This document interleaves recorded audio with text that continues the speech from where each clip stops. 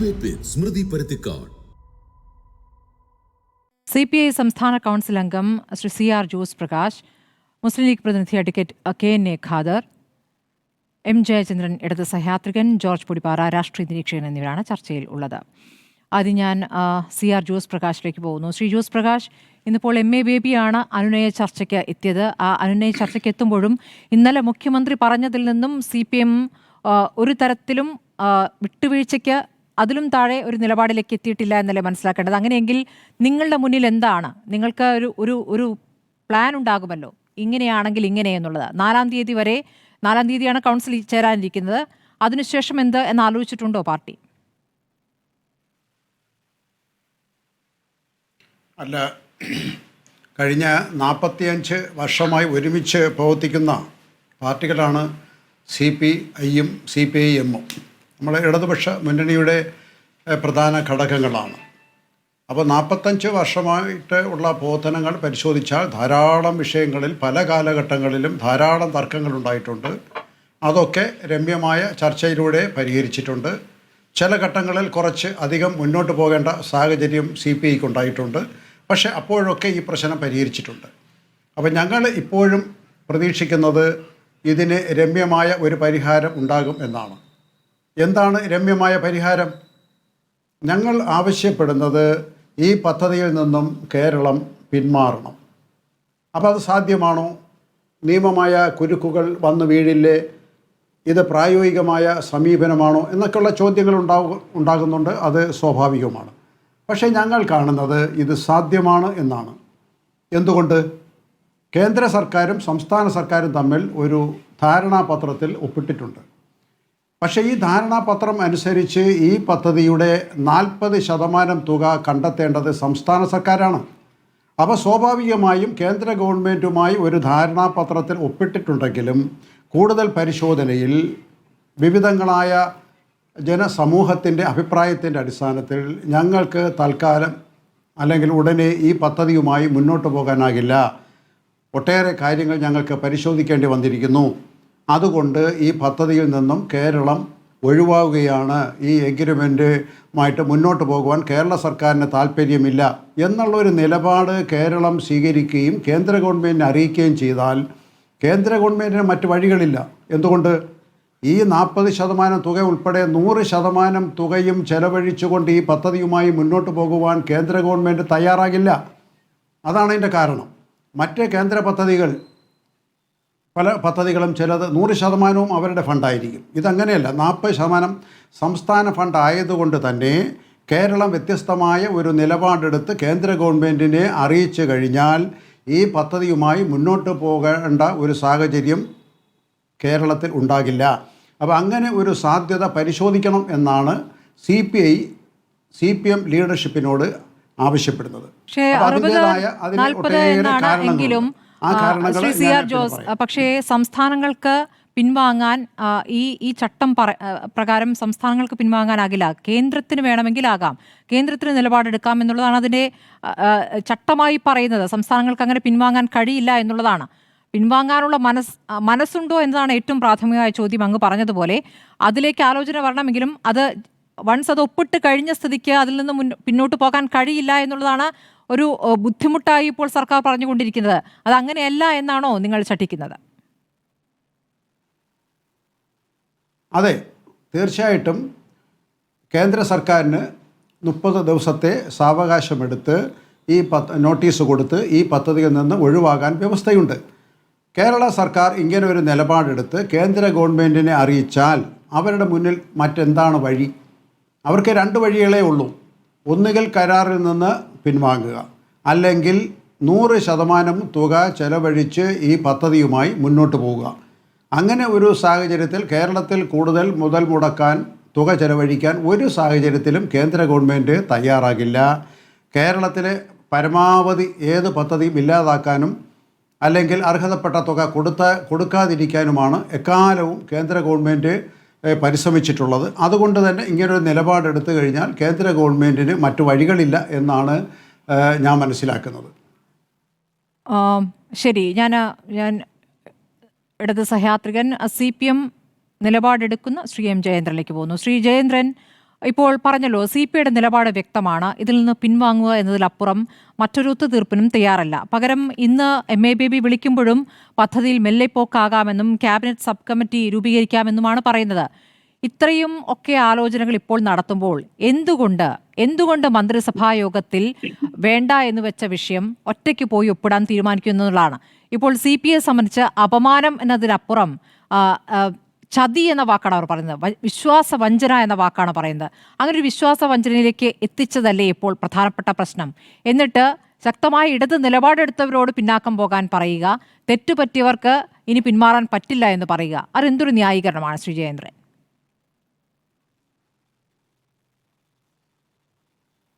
സ്മൃതി, ഇപ്പോൾ ഇവിടെ നമ്മുടെ ഈ പാനലിൽ പങ്കെടുക്കുന്ന CPIയുടെ നേതാവായിട്ടുള്ള ശ്രീ CR ജോസ് പ്രകാശിന്റെ നിലപാടുകളെ ഖണ്ഡിക്കാൻ ഞാൻ ആളല്ല. ഞാൻ അതിന് തയ്യാറാവുകയുമില്ല. അതൊരു രാഷ്ട്രീയ നേതാവിന്റെ, രാഷ്ട്രീയ പാർട്ടിയുടെ അഭിപ്രായമാണ് അദ്ദേഹം പ്രകടിപ്പിച്ചത്. ആ നിലപാട് നിൽക്കാനുള്ള സ്വാതന്ത്ര്യം അവർക്കുണ്ട്. അതിനൊന്നും എനിക്കൊരു വിയോജിപ്പും ഇല്ലതാനും. പക്ഷേ പ്രശ്നം പ്രശ്നമെന്ന് പറഞ്ഞാൽ ഞാൻ കാണുന്നത് ഇപ്പോ നമുക്കെല്ലാവർക്കും അറിയാം, പല ഘട്ടങ്ങളിലായി കേരളം ചർച്ച ചെയ്ത ഒരു കമ്മിറ്റിയുണ്ട് ഈ 2020 ശേഷം. ഖാദർ കമ്മിറ്റി എന്നാണ് പറയുന്നത്. ഖാദർ കമ്മിറ്റി റിപ്പോർട്ട് എന്താണ് എന്നുള്ളത് കേരളം ഒരുപാട് പ്രാവശ്യം ചർച്ച ചെയ്തതാണ്. പ്രധാനപ്പെട്ട ഉള്ളടക്കം ഈ നാഷണൽ എഡ്യൂക്കേഷൻ പോളിസി തന്നെയായിരുന്നു ഖാദർ കമ്മിറ്റി റിപ്പോർട്ടിൽ ഉണ്ടായിരുന്നത്. അപ്പോൾ CPIയുടെ രാഷ്ട്രീയ പാർട്ടി എന്നുള്ള CPIയും അവരുടെ മന്ത്രിമാരും ഖാദർ കമ്മിറ്റി റിപ്പോർട്ടിനെ പറ്റി അറിഞ്ഞില്ല എന്ന് പറഞ്ഞാൽ ഞാനത് ഇവിടെ വിശ്വസിക്കാം. ശ്രീ ജോസ് പ്രകാശ് അത് പറഞ്ഞാൽ മതി, ഞങ്ങൾ ആ കമ്മിറ്റി റിപ്പോർട്ടിനെ കുറിച്ച് അറിഞ്ഞിട്ടില്ല, CPI ചർച്ച ചെയ്തിട്ടില്ല, ക്യാബിനറ്റിൽ വന്നിട്ടില്ല എന്ന് പറഞ്ഞാൽ ഞാൻ അതും വിശ്വസിക്കാൻ തയ്യാറാണ്. അതിരിക്കട്ടെ. അതിനുശേഷം പക്ഷേ മറ്റൊരു പ്രധാനപ്പെട്ട ചില കാര്യങ്ങളുണ്ട്. അതിൽ ഏറ്റവും പ്രധാനപ്പെട്ട കാര്യം എന്താണ്? കഴിഞ്ഞ 2.5-3 വർഷത്തിനകം നമ്മുടെ 1ാം ക്ലാസ് മുതൽ 12ാം ക്ലാസ് വരെയുള്ള പാഠപുസ്തകങ്ങളിൽ 597 പാഠപുസ്തകങ്ങളാണ് പരിഷ്കരിച്ച് കേരള വിദ്യാഭ്യാസ വകുപ്പ്, പൊതുവിദ്യാഭ്യാസ വകുപ്പ് പുറത്തിറക്കി ഇവ പഠിപ്പിച്ചുകൊണ്ടിരിക്കുന്നത്. ഇതൊന്നും CPI ഒരു രാഷ്ട്രീയ കക്ഷി എന്നുള്ള നിലയിൽ അറിഞ്ഞില്ല എന്ന് പറഞ്ഞാൽ അത് അംഗീകരിക്കാൻ കുറച്ച് ബുദ്ധിമുട്ടുണ്ട് ശ്രീ ജോസ് പ്രകാശ്. കാരണം ഇത് വലിയൊരു പ്രക്രിയയാണ് നടന്നത്. 597 പാഠപുസ്തകങ്ങൾ 1ാം ക്ലാസ് മുതൽ 12ാം ക്ലാസ് വരെ പരിഷ്കരിക്കുകയാണ്. ഇന്ത്യയിൽ മറ്റൊരു സ്റ്റേറ്റും ചെയ്തിട്ടില്ല ആ ഒരു നടപടി. ഒന്ന്. മറ്റൊന്ന്, ഞാൻ പരത്തി പറയല്ല, ഏറ്റവും ചുരുക്കി പറയുകയാണ്. മറ്റൊന്ന്, ഈ NCERTയുടെ പാഠപുസ്തകങ്ങളുടെ പ്രശ്നം. NCERTയുടെ 44 ടൈറ്റിലുകൾ നമുക്ക് 11ഉം 12ഉം ക്ലാസ്സുകളിലുണ്ട്. 44 ടൈറ്റിലുകൾ. ഈ ടൈറ്റിലുകളാണ് അവർ തരുന്നത്. അതിന്റെ കണ്ടന്റ് എന്തായിരിക്കണം എന്ന് നിശ്ചയിക്കുന്നത് SCERT ആണ്, NCERT അല്ല. അതിന്റെ റോയൽറ്റി അവർക്ക് കൊടുക്കണം. 44 ടൈറ്റിലുകളുടെ റോയൽറ്റി NCERT കൊടുക്കണം. പക്ഷേ അത് കണ്ടന്റ് നിശ്ചയിക്കാനുള്ള അവകാശം പരിപൂർണമായിട്ടും SCERTക്കാണുള്ളത്. നമ്മൾ അങ്ങനെയാണ് ചെയ്യുന്നതും.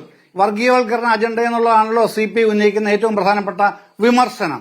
അത്തരം ഒരു വിമർശനത്തിന് പഴുതില്ല എന്നുള്ളതുകൊണ്ടാണ് ഞാൻ ഈ 2 കാര്യങ്ങൾ എടുത്തു പറയുന്നത്. മറ്റു പല കാര്യങ്ങളും പെരിഫറലായിട്ടുണ്ടെങ്കിലും ന്യൂക്ലിയസ് ആയിട്ട് നിൽക്കുന്ന ഈ 2 കാര്യങ്ങളാണ്. വർഗീയ അജണ്ട അവിടെ അനുവദിച്ചിട്ടുമില്ല. അങ്ങനെ മറ്റൊരു രാഷ്ട്രീയ കക്ഷിക്കും, CPI ഉൾപ്പെടെ ഭരണമുന്നണിയിലെ ഏതെങ്കിലും കക്ഷികൾക്കോ പ്രതിപക്ഷത്ത് കോൺഗ്രസോ, ഇപ്പോ ശ്രീ KN ഖാദർ ഇരിപ്പുണ്ടല്ലോ, അദ്ദേഹം അടക്കമുള്ള ലീഗിലെ ഏതെങ്കിലും കക്ഷികൾക്കോ വർഗീയ അജണ്ട ഇതിലൂടെ നടപ്പാക്കിയെന്ന ആക്ഷേപവുമില്ല. അത് വേറൊരു കാര്യം. പിന്നെ ഇതിന്റെ അകത്ത് ദേശീയ വിദ്യാഭ്യാസ പദ്ധതിയിൽ മറ്റെന്തെങ്കിലും വിമർശനങ്ങളാണെങ്കിൽ ആ വിമർശനങ്ങൾ സ്ട്രെയിറ്റ് ആയിട്ട് ഉന്നയിക്കണം. ഇതിന്റെ അകത്ത് നാളിതുവരെ നടന്നിട്ടുള്ള വിമർശനങ്ങളിൽ നമ്മുടെ വിമർശനങ്ങൾ വന്നിട്ടുണ്ട് എന്ന് മാത്രമല്ല, ഞാൻ ഈ പറഞ്ഞില്ല ഖാദർ കമ്മിറ്റി റിപ്പോർട്ട്, അതിന് ഉപോത്ബലകമായി മറ്റൊരു കമ്മിറ്റി, വിദഗ്ധന്മാരുടെ, അക്കാദമിക് വിദഗ്ധന്മാരുടെ ഒരു കമ്മിറ്റി ഉണ്ടായിരുന്നു. ആ കമ്മിറ്റി ഇതിന്റെ വിവിധ വശങ്ങളെ പറ്റി പരിശോധിച്ച് ഒരു റിപ്പോർട്ട് സമർപ്പിച്ചിട്ടുമുണ്ട്. അത് മന്ത്രിസഭ മുമ്പാകെ അറിവ് ഡേറ്റ് എനിക്ക് അറിഞ്ഞുകൂടാ. അതുകൊണ്ട് ആ ഡേറ്റ് പറയാൻ ഞാൻ ആളല്ല. അല്ല ശ്രീ ജയേന്ദ്രൻ, ഇത്രയ്ക്കുമൊക്കെ കാര്യങ്ങളിൽ വ്യക്തതയുണ്ടെങ്കിൽ, ഇത്രയ്ക്കൊക്കെ വ്യക്തതയുള്ള കാര്യം എന്തുകൊണ്ടാണ് CPI കൂടി ബോധ്യപ്പെടുത്തിക്കൊണ്ട് ഒപ്പിടാമായിരുന്നല്ലോ? എന്തുകൊണ്ടാണ് അറിയിക്കാതിരുന്നത്? എന്തുകൊണ്ടാണ് കളവ് പറഞ്ഞത്? കളവ് പറയുക എന്ന് വെച്ചാൽ മറച്ചു വെക്കുക. 2 മന്ത്രിസഭാ യോഗങ്ങളിൽ ഈ PM ശ്രീയിൽ ഒപ്പിടരുത് എന്ന് പറയുമ്പോൾ അത് നയപരമായ വിഷയമാണ്, അതുകൊണ്ട് നമുക്കത് ചർച്ച ചെയ്യാമെന്ന് പറയുകയും പിന്നീട് അത് മാറ്റിവെക്കുകയും ചെയ്തിട്ട് അത് ഒപ്പിടുന്ന തീരുമാനമായി കഴിഞ്ഞിട്ട് പിന്നീട് മന്ത്രിസഭാ യോഗം ചേരുന്നു. അവിടെ എഴുന്നേറ്റ് നിന്നിട്ടാണ് മന്ത്രി രാജൻ പറയുന്നത്. എഴുന്നേറ്റ് നിന്ന് പറയുകയാണ് PM ശ്രീയിൽ ഒപ്പിടരുത്, നമുക്കത് വേണ്ട എന്ന് പറയുന്നത്. അപ്പോഴേക്കും അത് കാര്യങ്ങളൊക്കെ അവിടെ ചെയ്തു കഴിഞ്ഞിട്ടുണ്ട്. മിണ്ടിയില്ല. അപ്പോൾ ഇരുട്ടിൽ നിർത്തി എന്നുള്ളത് സത്യമല്ലേ? ഇത്രയ്ക്കും വ്യക്തതയുള്ള കാര്യം CPയെ ബോധ്യപ്പെടുത്താമല്ലോ. നമുക്ക് വേറെ നിർവാഹമില്ല, നമുക്ക് മറ്റു ചില കുരുക്കുകളുണ്ട്, അതുകൊണ്ട് ഒപ്പിട്ടേ പറ്റൂ, പക്ഷേ നമ്മളിതാ പാഠ്യപദ്ധതിയിൽ തൊടാൻ അനുവദിക്കില്ല, അത് പറഞ്ഞാൽ പോരെ? എന്തിനാണ് മറച്ചു വെച്ചത് എന്നുള്ളതാണ് അവരുടെ ഏറ്റവും പ്രധാനപ്പെട്ട ചോദ്യം. ആ മറച്ചുവെക്കലിന് പിന്നിൽ മറ്റെന്തെങ്കിലും താല്പര്യങ്ങളുണ്ടോ എന്ന് സംശയിച്ചാൽ ഒരു ഗൂഢാലോചന എന്ന വാചകമാണല്ലോ ബിനോയ് വിശ്വം പറഞ്ഞത്. അത് കുറ്റം പറയാൻ പറ്റുമോ? അത് തികച്ചും വസ്തുതാവിരുദ്ധമാണ് സ്മൃതി. കാരണം കഴിഞ്ഞ വർഷം ഡിസംബർ 4 ചേർന്ന ക്യാബിനറ്റിലും ഈ വർഷം ഏപ്രിൽ 9 ചേർന്ന ക്യാബിനറ്റിലുമാണ് ഈ വിഷയം ഉന്നയിക്കപ്പെട്ടത്. ഈ രണ്ട് മന്ത്രിസഭാ യോഗങ്ങളിലും ഇതൊരു നയപരമായ പ്രശ്നമാണെന്നും പിന്നീട് ചർച്ച ചെയ്യാമെന്നും ഒരു നിലപാട് ക്യാബിനറ്റ് സ്വീകരിച്ചിട്ടില്ല എന്നെനിക്ക് എന്റെ അന്വേഷണത്തിൽ ഉറപ്പിച്ച് പറയാൻ കഴിയും.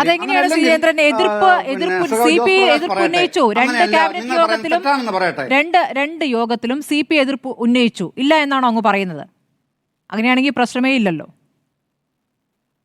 അതല്ല താങ്കൾ പറഞ്ഞ പ്രയോഗങ്ങളുടെ പ്രശ്നമാണ്. എതിർപ്പ് ഉന്നയിച്ചു എന്ന് ഇപ്പൊ പറഞ്ഞത് ശരി.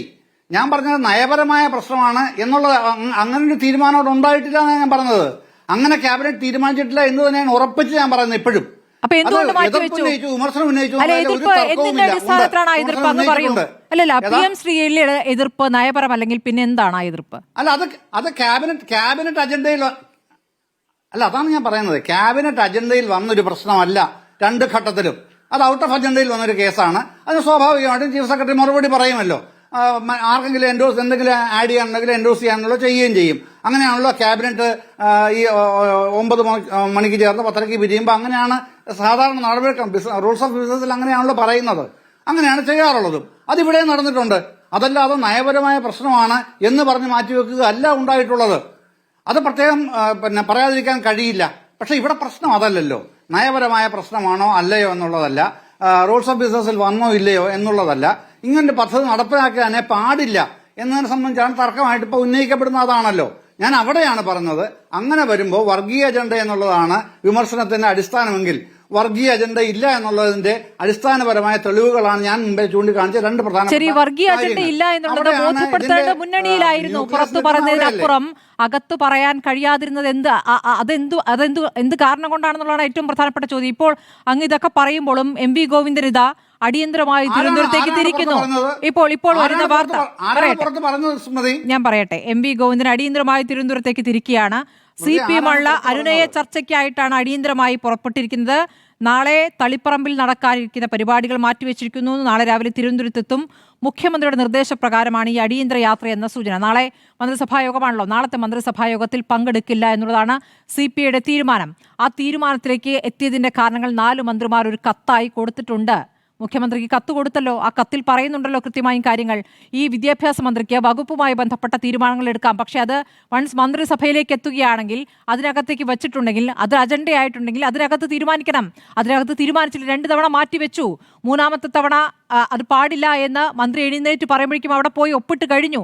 അപ്പോൾ കളവ് പറഞ്ഞു, പറ്റിച്ചു എന്നുള്ളതൊരു പ്രധാനപ്പെട്ട വിഷയം തന്നെയാണ്. ഞാനൊന്ന് ലീഗ് പ്രതിനിധിയിലേക്ക് പോവുകയാണ്.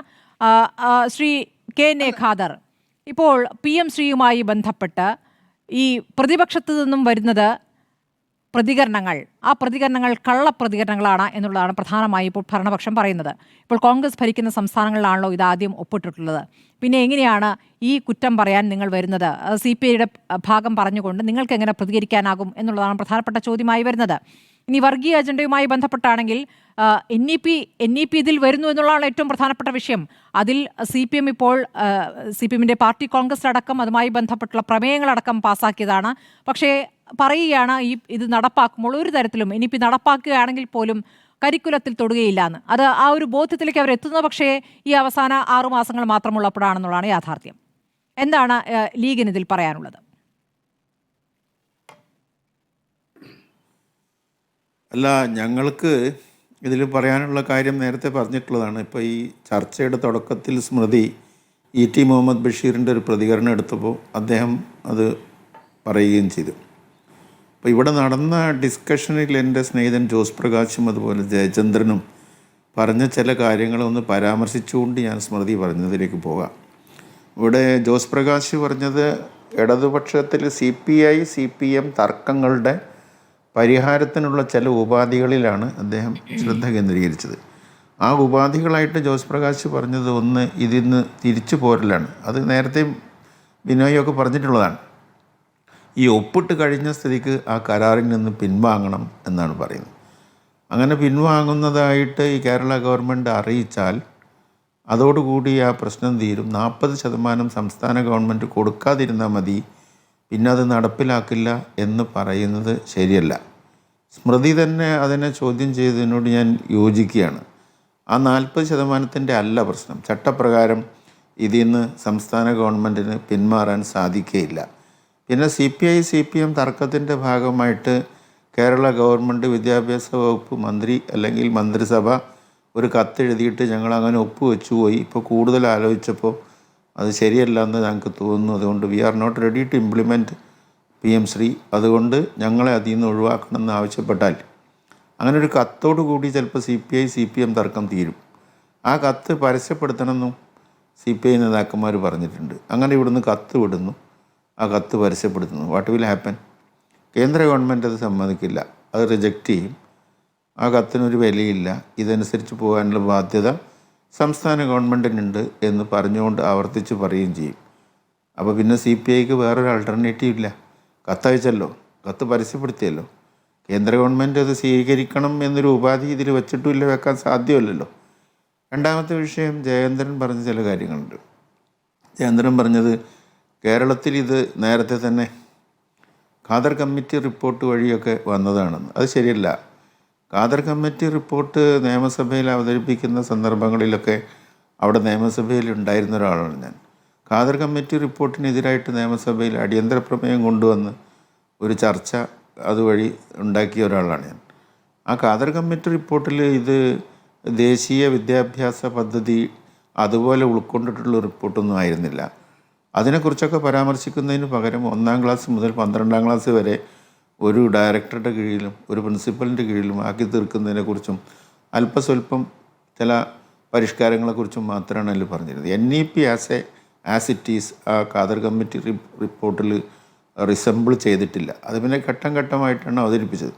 അത് NEP ആണെന്ന് പറഞ്ഞെങ്കിൽ അന്ന് തന്നെ അത് NEP ആണെന്ന് അസംബ്ലി മുമ്പാകെ ബോധ്യപ്പെട്ടിരുന്നെങ്കിൽ വൻതോതിലുള്ള എതിർപ്പ് ആ റിപ്പോർട്ടിന് എൻ്റെ ഭാഗത്തുനിന്ന്, പ്രതിപക്ഷത്തു നിന്ന് മാത്രമല്ല ഭരണകക്ഷിയുടെ ഭാഗത്തുനിന്നും ഉണ്ടാകുമായിരുന്നില്ല. കാരണം ഈ നാഷണൽ എഡ്യൂക്കേഷൻ പോളിസി വർഗീയമാണ്, വംശീയമാണ്, സാമ്രാജ്യത്വപരമാണ്, സയൻറ്റിഫിക് ടെമ്പർ ഇല്ലാത്തതാണ് തുടങ്ങിയ ധാരാളം റെഗുലറായിട്ട് പറയുന്ന ആക്ഷേപങ്ങൾ എല്ലാ അധ്യാപക സംഘടനകളും പറഞ്ഞിട്ടുണ്ട്, വിദ്യാർത്ഥി സംഘടനകൾ പറഞ്ഞിട്ടുണ്ട്, ഈ ഇടതുപക്ഷ പാർട്ടികൾ ഉൾപ്പെടെ എല്ലാ പാർട്ടികളും പറഞ്ഞിട്ടുണ്ട്. ഇപ്പോൾ എന്തുകൊണ്ടാണ് ജയേന്ദ്രൻ അത് വർഗീയമല്ല എന്ന് പറയുന്നത് എനിക്ക് അറിഞ്ഞുകൂടാ. അതിന് അദ്ദേഹത്തിന്റെ കയ്യിൽ പറഞ്ഞിട്ടുണ്ട്. കരിക്കുലത്തിൽ ഇവിടുത്തെ ടെക്സ്റ്റ് ബുക്കുകളിൽ ഇടപെടാൻ കേന്ദ്രത്തിന് പറ്റില്ല, കേന്ദ്രത്തിന് അത് ചെയ്യാൻ കഴിയില്ല, ഇതുവരെ അങ്ങനെ സാധിച്ചിട്ടില്ലല്ലോ എന്നുള്ളതാണ്. ഇനി ചില കാര്യങ്ങൾ ഒഴിവാക്കിയപ്പോൾ ഇവിടെ പ്രത്യേകം ടെക്സ്റ്റ് ബുക്ക് ഇറക്കുകയും ചെയ്തു എന്നുള്ളതാണ് പ്രധാനപ്പെട്ട വാദമായി പറയുന്നത്. അല്ല, അതിലെന്തെന്നറിയ സ്മൃതി, ഇപ്പോൾ NCERT ഉണ്ടാക്കുന്ന സിലബസ് സ്വീകരിക്കാതെ SCERTക്ക് സിലബസ് ഉണ്ടാക്കാനുള്ള, കരിക്കുലം ഉണ്ടാക്കാനുള്ള അവകാശമുണ്ട് എന്നാണ് ഈ പറയുന്നത്. പക്ഷേ അതിൻ്റെ കണ്ടീഷൻ എന്താണെന്നറിയോ? SCERT ഈ കരിക്കുലത്തിലൊരു മാറ്റം വരുത്തുമ്പോൾ ആ contents it has to be submitted before the NCERT and only with their approval ഇത് നടപ്പിലാക്കാൻ പറ്റുള്ളൂ. അപ്പോൾ SCERT ആ സ്വാതന്ത്ര്യം ഉപയോഗിച്ചുകൊണ്ട് ഒരു കരിക്കുലം ഉണ്ടാക്കി കഴിഞ്ഞാൽ അത് NCERTക്ക് സമർപ്പിക്കണം, അവരുടെ അപ്രൂവൽ വേണം. അവർ അപ്രൂവ് ചെയ്യില്ലല്ലോ, അവരുടെ ലൈനിലല്ലേ അപ്രൂവ് ചെയ്യുള്ളൂ. അപ്പോൾ അതുകൊണ്ട് അത് അസാധ്യമായിട്ടുള്ളൊരു സംഗതിയാണ്. അവർ ഒരേ രീതിയിലല്ല അത്. പിന്നെ ഇത് വളരെ ലളിതമായിട്ടുള്ളൊരു കാര്യമാണ്. ലളിതമായിട്ടുള്ള കാര്യം എന്ന് പറഞ്ഞാൽ ഭാരതീയ ജനതാ പാർട്ടി, സംഘപരിവാർ തുടങ്ങിയ ഇപ്പോൾ ഇന്ത്യ ഭരിക്കുന്ന ശക്തികൾക്ക് ഇടതുപക്ഷ പ്രസ്ഥാനങ്ങളുടെയും മറ്റ് മതേതര ജനാധിപത്യ പ്രസ്ഥാനങ്ങളുടെയും വിദ്യാഭ്യാസ നയത്തിൽ നിന്ന് തികച്ചും വ്യത്യസ്തമായ ഒരു നയമാണ് കേന്ദ്ര നയം. നമ്മുടെ സംസ്ഥാനത്തിൻ്റെ നയം ഇടതുപക്ഷ പ്രസ്ഥാനങ്ങളുടെ നയവും ഇവിടുത്തെ പൊതു ജനവിഭാഗങ്ങളുടെ സമൂഹത്തിൻ്റെ നയവും വിദ്യാഭ്യാസ രംഗത്ത് ആ കേന്ദ്ര നയത്തിൽ നിന്ന് തികച്ചും വ്യത്യസ്തമാണ്. അപ്പോൾ കേന്ദ്രത്തിന് BJPയുടെ നയവും കേരളത്തിലെ ഇടതുപക്ഷത്തിൻ്റെ നയം തമ്മിലുള്ള നയം ഒന്നല്ല എന്ന് മനസ്സിലാകാത്ത ഒരു സാധാരണ മനുഷ്യൻ പോലും ഉണ്ടാവില്ല. അത് ഒന്നല്ലാതിരിക്കുമ്പോൾ അതിനെതിരായി ജയിച്ചാലും തോറ്റാലും പൊരുതുക, പോരാടുക, പ്രതിരോധിക്കുക എന്നൊരു സംഗതി ഉണ്ടല്ലോ. അങ്ങനെ പൊരുതി തോറ്റാൽ കുഴപ്പമില്ലായിരുന്നു. പക്ഷേ പൊരുതലിൻ്റെ അല്ലെങ്കിൽ പ്രതിരോധത്തിൻ്റെ ഒരു ചെറിയ വിരൽ പോലും അനക്കാതെ കീഴടങ്ങി കൊടുക്കുക എന്ന് പറയുന്നത് ദാറ്റ് ഈസ് എൻറ്റയർലി ഡിഫറെൻറ്റ്. അതുകൊണ്ടാണ് ഇത്ര വലിയ ആക്ഷേപം വന്നത്. അപ്പോൾ ഇത് തീർച്ചയായും NEP ഇംപ്ലിമെൻ്റ് ചെയ്യാനാണ് അവർക്ക് വേറെ ഒരു കാൽക്കുലേഷനാണ്. ഇന്ത്യ രാജ്യം ഇന്ന് പോയിക്കൊണ്ടിരിക്കുന്ന വഴിക്ക് ഭാരതീയ ജനതാ പാർട്ടി ചെറുപ്പത്തിൽ തന്നെ 3 വയസ്സായ കുഞ്ഞു മുതൽ പ്രീ പ്രൈമറി എഡ്യൂക്കേഷൻ കണക്കാക്കിയിട്ട് 18 വയസ്സ് വരെ 15 വർഷം അവരുടെ കൈകളിൽ സുരക്ഷിതമായിട്ടിരിക്കുകയാണ്. അപ്പോൾ അതിന് ക്യാച്ച് ദം യങ് എന്നുള്ളത് അവിടെ പ്രാവർത്തികമാക്കുകയാണ്. അവരുടെ ഇപ്പോൾ ഈ Indian knowledge system, contemporary knowledge system ഉണ്ട്. ഇന്ത്യൻ നോളജ് സിസ്റ്റമൊക്കെ ഇപ്പം തന്നെ പഠനത്തിലുണ്ട്. PMC നടപ്പിലായ നവോദയ സ്കൂളിലും കേന്ദ്രീയ വിദ്യാലയത്തിലുമൊക്കെ അത് സിലബസിലുണ്ട്, അത് അവിടെ പഠിപ്പിക്കുന്നുണ്ട്. അതുപോലുള്ള പല കാര്യങ്ങളുണ്ട്. അപ്പോൾ ഇത് എൻറ്റയർലി ഡിഫറൻ്റാണ്. നമ്മുടെ കേരളത്തിൻ്റെ കൺസെപ്റ്റും ഇടതുപക്ഷത്തിൻ്റെ കൺസെപ്റ്റും ഇതും തമ്മിൽ വളരെ വ്യത്യസ്തമാണ്. ഇതിപ്പോൾ ഈ CPI CPM തമ്മിലുള്ള തർക്കം കൂടെ അവസാനിച്ചാൽ ഈ വിഷയം തീരില്ല. ഇത് രണ്ടായി തന്നെ ഈ 2 നയങ്ങളും അവിടെ നിലനിൽക്കും. മാത്രമല്ല കേന്ദ്ര ഗവൺമെൻറ് ഈ രംഗത്ത് മാത്രമല്ലല്ലോ, എല്ലാ സ്ഥലങ്ങളിലും കാർഷിക മേഖലയിലും മറ്റെല്ലാ മേഖലകളിലും ഇത് നടപ്പിലാക്കിയിട്ടുണ്ട്. ഇവിടെ കേരളത്തിൽ തന്നെ അഗ്രി സ്റ്റോക്ക് എന്ന് പറയുന്ന ഒരു വലിയ പദ്ധതി 27 ലക്ഷം കൃഷിക്കാരുടെ കാര്യങ്ങളൊക്കെ ഇവരുടെ തന്നെ മന്ത്രി നടപ്പിലാക്കിയിട്ടുണ്ടല്ലോ. അതുപോലെ mobile unit 29 veterinary mobile unit Modi പശുവിനെ തലോടുന്ന ചിത്രം വെച്ച് നടത്തിയിട്ട് അതിൻ്റെ കാശ് വാങ്ങിച്ചിട്ടുണ്ടല്ലോ. ഇങ്ങനെ അതുപോലെ ആപ്പാർ എന്ന് പറയുന്ന ആധാറിന് പകരം ഇന്ത്യയിലെ എല്ലാ വിദ്യാർത്ഥികൾക്കും ആപ്പാർ എന്ന് പറഞ്ഞിട്ടൊരു ഐഡൻറ്റിറ്റി കാർഡ് ഉണ്ട്, ഒരു യൂണീക്ക് ഐഡൻറ്റിറ്റി കാർഡ്. അത് ഇംപ്ലിമെൻ്റ് ചെയ്തിട്ടുണ്ടല്ലോ. അപ്പോൾ എല്ലാ വിദ്യാർത്ഥിക്കും ഒരേ ഒരു ഇന്ത്യ, ഒരൊറ്റ ജനത, ഒരേ ഒരു വിദ്യാർത്ഥി സമൂഹം എന്ന നിലയ്ക്ക് എല്ലാ വിദ്യാർത്ഥികളും ഈ ആപ്പാർ കാർഡ് വാങ്ങാൻ നിർബന്ധിതരാണ്. അതിപ്പോൾ നെറ്റിൽ പോയാൽ ഓരോരുത്തർക്കും ഡൗൺലോഡ് ചെയ്തെടുക്കുക. കുട്ടിയുടെ വിദ്യാഭ്യാസത്തിൻ്റെ ആദ്യം മുതൽ അവസാനം വരെ അവൻ്റെ എല്ലാ വിവരങ്ങളും അവിടെ ഉണ്ടാവും. അപ്പോൾ ഈ കാർഷിക മേഖലയിൽ നടപ്പിലാക്കിയതുകൊണ്ട് 27 ലക്ഷം കർഷകരുടെ ഡാറ്റ മുഴുവൻ കേന്ദ്ര ഗവൺമെൻറ്റിന് നമ്മൾ കൊടുത്തു. അതുപോലെ തന്നെ അത് മൈക്രോസോഫ്റ്റിന് വരെ കിട്ടുന്ന സാഹചര്യം ഉണ്ടായി. അപ്പോൾ ഇതെല്ലാം ഓരോ വഴിക്ക് നടപ്പിലാക്കിക്കൊണ്ടിരിക്കുന്ന കേന്ദ്ര ഗവൺമെന്റ് വിദ്യാഭ്യാസവുമായി ബന്ധപ്പെട്ടതായതുകൊണ്ടാണ് ഏറ്റവും ഗൗരവതരമായി മാറുകയും ചെയ്യുന്നത്. ശ്രീ ജോർജ് പൊടിപാറ, ഇപ്പോൾ നമ്മൾ ഏറ്റവും പുതിയ ഡെവലപ്മെന്റ്സിലേക്ക് നോക്കുകയാണെങ്കിൽ ഇന്നത്തേക്ക് വരുമ്പോൾ കാര്യങ്ങളുടെ ഗതി എങ്ങനെയാണ്? ഇന്നിപ്പോൾ വേറെ ചർച്ചകൾ ഒന്നും ഉണ്ടായിട്ടില്ല. ഇപ്പോൾ CPIയുടെ സെക്രട്ടറി MA ബേബി സംസാരിച്ചു. MA ബേബി സംസാരിച്ചപ്പോൾ പഴയ കാര്യങ്ങൾ തന്നെയാണ് ആവർത്തിക്കുന്നത്. ഇന്നലെ എന്താണോ മുഖ്യമന്ത്രി പറഞ്ഞത് അത് തന്നെയാണ് ആവർത്തിച്ചിരിക്കുന്നത്. അപ്പോൾ ഞങ്ങൾ നിലപാടിൽ ഉറച്ചു നിൽക്കുന്നു എന്നുള്ളതാണ് ബിനോയ് വിശ്വം അറിയിച്ചിരിക്കുന്നത്. നാളത്തെ മന്ത്രിസഭാ യോഗത്തിൽ പങ്കെടുക്കില്ല എന്ന് ഏതാണ്ട് ഉറപ്പിക്കുകയാണ്. അപ്പോഴിതാ MV ഗോവിന്ദൻ കണ്ണൂരിലെ പരിപാടികൾ വെട്ടിച്ചുരുക്കി വരുന്നു. ഈ മുഖ്യമന്ത്രി നടക്കാത്ത കാര്യങ്ങൾ, മുഖ്യമന്ത്രി സംസാരിച്ചിട്ട് നടക്കാത്ത കാര്യങ്ങളിൽ MV ഗോവിന്ദനിലൂടെ നടപ്പാക്കാൻ സാധിക്കുമോ? അപ്പോൾ ഇനി എന്താണ് സാധ്യത എന്നാണ് അങ്ങ് കരുതുന്നത്, ശ്രീ ജോർജ് പൊടിപാറ? ഇപ്പോഴത്തെ സാഹചര്യത്തിൽ CPI സംബന്ധിച്ചിടത്തോളം ഒരു കീഴടങ്ങൽ ആത്മഹത്യാപരമാണ്. അങ്ങനെയായിരുന്നെങ്കിൽ അത് ഇന്നലത്തെ ചർച്ചകളിലൊക്കെ ഏതാണ്ട് അവസാനിക്കേണ്ടതായിരുന്നു. മുഖ്യമന്ത്രിയുടെ ഒരു ഉറപ്പ് പരിഗണിച്ച് സബ് കമ്മിറ്റി രൂപീകരിക്കാം, അതുപോലെ തന്നെ ഇത് നടപ്പാക്കുന്നതിൽ വളരെ എന്താ പറയുക മന്ദഗതിയിലാക്കാം. ആദ്യം പദ്ധതി സ്വീകരിക്കുന്നു, അതിന്റെ പണവും വാങ്ങുന്നു, പക്ഷെ അത് യഥാർത്ഥ രീതിയിൽ നടപ്പാക്കുന്നത് വളരെ മെല്ലപ്പോക്ക് നയം അല്ലെങ്കിൽ അങ്ങനെ ഒരു രീതി സ്വീകരിക്കാം എന്നൊക്കെ ഉള്ള ഒരു ഒത്തുതീർപ്പ് ഫോർമുലയാണല്ലോ ഇന്നലത്തെ അനുരഞ്ജന ചർച്ചയിൽ വന്നത്. ഇത് തങ്ങൾക്ക് സ്വീകാര്യമല്ല എന്ന് CPI ഇന്നലെ തന്നെ വ്യക്തമാക്കി. അവരുടെ എക്സിക്യൂട്ടീവ് യോഗവും സെക്രട്ടേറിയറ്റ് യോഗവും ഒക്കെ അക്കാര്യത്തിൽ ഈ രീതിയിലുള്ളൊരു വിട്ടുവീഴ്ച അല്ലെങ്കിൽ ഇത്തരത്തിലുള്ള ഒരു നിർദ്ദേശം ഞങ്ങൾക്ക് സ്വീകാര്യമല്ല. ഇവിടുത്തെ പ്രശ്നം ഇപ്പോൾ ശ്രീ ജയചന്ദ്രൻ പറയുന്ന കാര്യങ്ങൾ ആണോ യഥാർത്ഥത്തിൽ ഇവിടെയുള്ള പ്രശ്നം?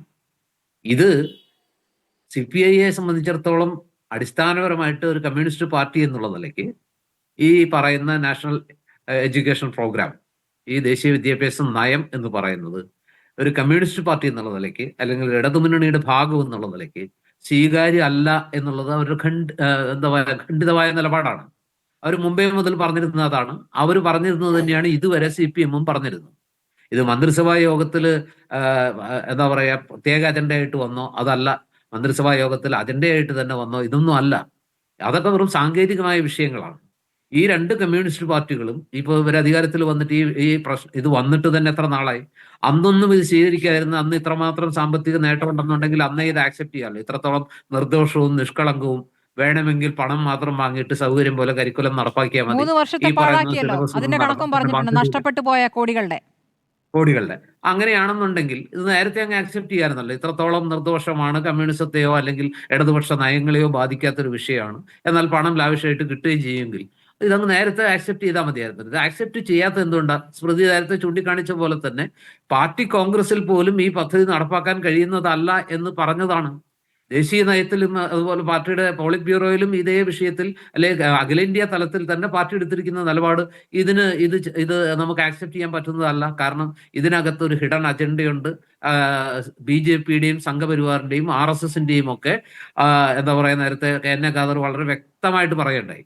അദ്ദേഹം വളരെ വളരെ തന്മയത്വത്തോടെ വളരെ ആധികാരികമായിട്ട് അതിന്റെ ലക്ഷ്യങ്ങളെ കുറിച്ച് പറഞ്ഞു. ഇത് ഈ മേഖലയിൽ മാത്രമല്ല, മറ്റെല്ലാ മേഖലയിലും, അതായത് 3 വയസ്സ് മുതൽ 18 വയസ്സ് വരെയുള്ള കാലഘട്ടത്തിൽ കുട്ടികളെ ക്യാച്ച് ദം യങ്, അത് ലോകവ്യാപകമായിട്ടുള്ള ഒരു തിയറിയാണല്ലോ. സ്പോർട്സിൽ മാത്രമല്ല, രാഷ്ട്രീയത്തിലും ക്യാച്ച് ദം യങ്. അവർ ഒരു പ്രത്യയശാസ്ത്രത്തിന്റെ അല്ലെങ്കിൽ ഒരു തത്വശാസ്ത്രത്തിന്റെ ഒരു രാഷ്ട്രീയ കാഴ്ചപ്പാടിന്റെ ഒക്കെ ഭാഗമാക്കി അവരെ ചെറുപ്പത്തിലേ തന്നെ അതിനാനുപാതികമായിട്ട് ഒന്നുകിൽ വലിയ ദേശീയത, അങ്ങനെയൊക്കെയുള്ള പലതിലേക്കും ആകർഷിച്ച് അവരുടെ മനസ്സിനെ സ്വാധീനിച്ച് പരുവപ്പെടുത്തിയെടുക്കുന്ന ഒരു പ്രത്യേകതരം രീതിയാണ് ഈ വിദ്യാഭ്യാസ നയം എന്നൊക്കെ പറയുന്നത്. അപ്പോൾ അങ്ങനെയൊക്കെ ഉള്ളൊരു സാഹചര്യത്തിൽ ഈ പറയുന്നതൊക്കെ സാധ്യമാണെന്നുണ്ടെങ്കിൽ എന്തുകൊണ്ട് നേരത്തെ നടപ്പാക്കിയില്ല? ഇവിടുത്തെ അടിസ്ഥാന പ്രശ്നം CPIയെ സംബന്ധിച്ചിടത്തോളം യഥാർത്ഥ പ്രശ്നം എന്ന് പറയുന്നത് അവർ വളരെ വ്യക്തമായി പറഞ്ഞു കഴിഞ്ഞു. 2 കാര്യങ്ങളാണ് പറഞ്ഞത്. 1, ഞങ്ങളെ ഇരുട്ടിൽ നിർത്തി. 2, ഇതെന്ത് സർക്കാരാണ്? അതിന്റെ കൂട്ടത്തിൽ ഇത് എന്ത് മുന്നണിയാണെന്ന് കൂടി ചോദിക്കേണ്ടതായിരുന്നു. കാരണം ഇത്രയും നിർണായകമായ, ഇതിനു മുമ്പ് പലവട്ടം നടപ്പാക്കാൻ പാടില്ല, നടപ്പാക്കാവുന്നതല്ല എന്ന് ഖണ്ഡിതമായി പലവട്ടം ആവർത്തിച്ചിട്ടുള്ള ഒരു വിഷയത്തിൽ ഒരു തീരുമാനമെടുത്ത് ഇതിൽ ഒപ്പിടുന്ന സമയത്ത് ആ മുന്നണിയുമായിട്ടൊന്ന് ആലോചിക്കുക, ആ മന്ത്രിസഭാ യോഗത്തിൽ ചർച്ച ചെയ്യുക. ഇത് രണ്ടും നടക്കുന്നില്ലെങ്കിൽ ശ്രീ ബിനോയ് വിശ്വം ചോദിച്ച ചോദ്യം വളരെ പ്രസക്തല്ലേ? ഇന്ന് നടന്ന കാര്യങ്ങളെ അങ്ങ് എങ്ങനെയാണ് കാണുന്നത് ശ്രീ ജോർജ് പൊടിപാറ? ഒരു വശത്ത് ചർച്ച നടക്കുന്നതിനൊപ്പം തന്നെ ഇന്നിപ്പോൾ നെല്ല് സംഭരണവുമായി ബന്ധപ്പെട്ട പ്രതിസന്ധി പരിഹരിക്കാനുള്ള ഒരു യോഗമുണ്ടായിരുന്നു. മുഖ്യമന്ത്രി പങ്കെടുത്ത യോഗമാണ്. അതിൽ ഭക്ഷ്യമന്ത്രിയുണ്ട്, കൃഷിമന്ത്രിയുണ്ട്. ആ യോഗത്തിൽ ക്ഷുഭിതനായി, മില്ലുടമകളെ ക്ഷണിക്കാത്തതിൽ ക്ഷുഭിതനായി മുഖ്യമന്ത്രി ആ പരിപാടി തന്നെ റദ്ദാക്കുകയായിരുന്നു. അപ്പോൾ ഇന്നലത്തെ ചർച്ച പൊളിഞ്ഞതിൻ്റെ അതിന്റെ ബാക്കിയായിട്ടാണോ ഇതിനെയൊക്കെ കാണേണ്ടത്? മാത്രമല്ല SFIയും ഇന്ന് കാർഷിക കോളേജിന് മുന്നിലേക്ക് പ്രതിഷേധം സംഘടിപ്പിക്കുകയാണ്. ഇതെല്ലാം ചേർത്ത് വായിക്കേണ്ടത് തന്നെയാണ് സ്മൃതി. എന്താ സംശയം? അതായത് അദ്ദേഹത്തിന്റെ ഉള്ളിൽ ഒരു അമർഷമുണ്ട്. അദ്ദേഹം വളരെ ആത്മവിശ്വാസത്തോടെയാണ് ഇന്നലത്തെ സെക്രട്ടേറിയറ്റ് യോഗത്തിന് ശേഷം ആലപ്പുഴയ്ക്ക് എത്തുന്നത്. ആലപ്പുഴയിലെത്തി ശ്രീ ബിനോയ് വിശ്വത്തെ കാണുന്നത്. അദ്ദേഹത്തിന് വലിയ ആത്മവിശ്വാസം ഉണ്ടായിരുന്നു. ഞാൻ നേരിട്ട് ഇടപെട്ടാൽ, നേരിട്ട് സംസാരിച്ചാൽ അത് തീർക്കാൻ കഴിയും, പറയുന്ന ഉറപ്പ് അവർ അംഗീകരിക്കും, അങ്ങനെ ആ വിഷയം തീരും എന്നുള്ളൊരു വിശ്വാസം അദ്ദേഹത്തിനുണ്ടായിരുന്നു. സാധാരണഗതിയിൽ അങ്ങനെയാണല്ലോ സംഭവിക്കാറ്. മുഖ്യമന്ത്രി സാധാരണഗതിയിൽ ദൂതന്മാരെയാണ് ഇത്തരം ചർച്ചകൾക്ക് അയക്കുക. ഇത് അദ്ദേഹം നേരിട്ട് തന്നെ വന്നു. അവിടെ വെച്ച് ശ്രീ ബിനോയ് വിശ്വത്തെ കണ്ട് സംസാരിച്ചു. ദീർഘനേരം, 1 മണിക്കൂറോളം അവർ സംസാരിച്ചു. അതിനുശേഷം മന്ത്രിമാരുമായിട്ട് സംസാരിച്ചു. എന്നിട്ടും പ്രശ്നം തീരുന്നില്ല. കൂടുതൽ കാര്യങ്ങളൊന്നും ബിനോയ് വിശ്വം പിന്നീട് പറഞ്ഞില്ലെങ്കിൽ പോലും അദ്ദേഹത്തിന്റെ ആ വാക്കുകളിൽ പറയേണ്ടതെല്ലാം ഉണ്ടായിരുന്നു, വരികൾക്കിടയിൽ എല്ലാം ഉണ്ടായിരുന്നു. ഞങ്ങൾ ഉന്നയിച്ച പ്രശ്നങ്ങൾക്ക് പരിഹാരമായിട്ടില്ല എന്ന് പറഞ്ഞാൽ CPI ഉന്നയിച്ച പ്രശ്നങ്ങൾ എല്ലാവർക്കും അറിയാമല്ലോ. ഞങ്ങളെ ഇരുട്ടിൽ നിർത്തി, ഞങ്ങളോട് ആലോചിച്ചില്ല, മുന്നണി മര്യാദ പാലിച്ചില്ല, ഞങ്ങളോട് മറച്ചു വെച്ചു, ഞങ്ങളുടെ മന്ത്രിമാരെ ഫലത്തിൽ അവർ എഴുന്നേറ്റ് വന്ന് ചോദിച്ചിട്ട് പോലും അത് ഒപ്പിട്ട സമയത്ത് പോലും ഞങ്ങളോട് പറയാനുള്ള ഒരു മനസ്സ് കാണിച്ചില്ല. പിന്നെ ഞങ്ങൾ എന്ത് മുന്നണിയുടെ ഘടകകക്ഷി എന്നാണ് ഈ പറയുന്നതിന്റെ അർത്ഥം? അപ്പൊ സ്വാഭാവികമായിട്ടും മുഖ്യമന്ത്രി വിചാരിച്ചത് ഇന്നലത്തെ സെക്രട്ടേറിയറ്റ് യോഗത്തിൽ ഈ അനുരഞ്ജന നിർദ്ദേശം, ഒരു സബ് കമ്മിറ്റി ഉണ്ടാക്കാം, തൽക്കാലം ഇത് സ്വീകരിക്കുന്നു, പണം വാങ്ങുന്നു, ഇത് പതുക്കെ നടപ്പാക്കുന്ന കാര്യത്തിൽ നമുക്ക് തീരുമാനിക്കാം, മാത്രമല്ല ഇതിനകത്ത് സിലബസ് ഒക്കെ നമ്മൾ തീരുമാനിക്കും, ഒരു വർഗീയ അജണ്ടയും കടന്നു വരാൻ സമ്മതിക്കില്ല എന്നൊക്കെ പറയുമ്പോൾ സ്വാഭാവികമായിട്ടും ഇത്തരം ഒരു ഘട്ടത്തിൽ 2 തെരഞ്ഞെടുപ്പുകൾ ആസന്നമായി നിൽക്കെ ഒരു രാഷ്ട്രീയ പ്രസ്ഥാനം എന്നുള്ള നിലയ്ക്ക്, ഘടകകക്ഷി എന്നുള്ള നിലയ്ക്ക് CPI ആ വാഗ്ദാനത്തിൽ വിശ്വസിച്ച് മുഖം രക്ഷിക്കുന്ന ഫോർമുലയിലേക്ക് എത്തി ഈ പ്രശ്നം പരിഹരിക്കപ്പെടും എന്നാണ് മുഖ്യമന്ത്രി വിചാരിച്ചത്, CPM വിചാരിച്ചത്.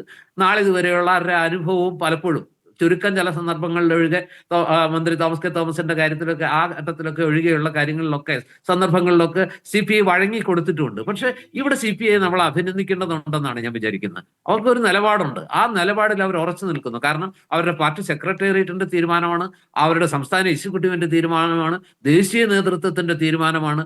അതിൽ ഒരു തട്ടിക്കൂട്ട് ഒത്തുതീർപ്പിനൊന്നും അവർ തയ്യാറല്ല.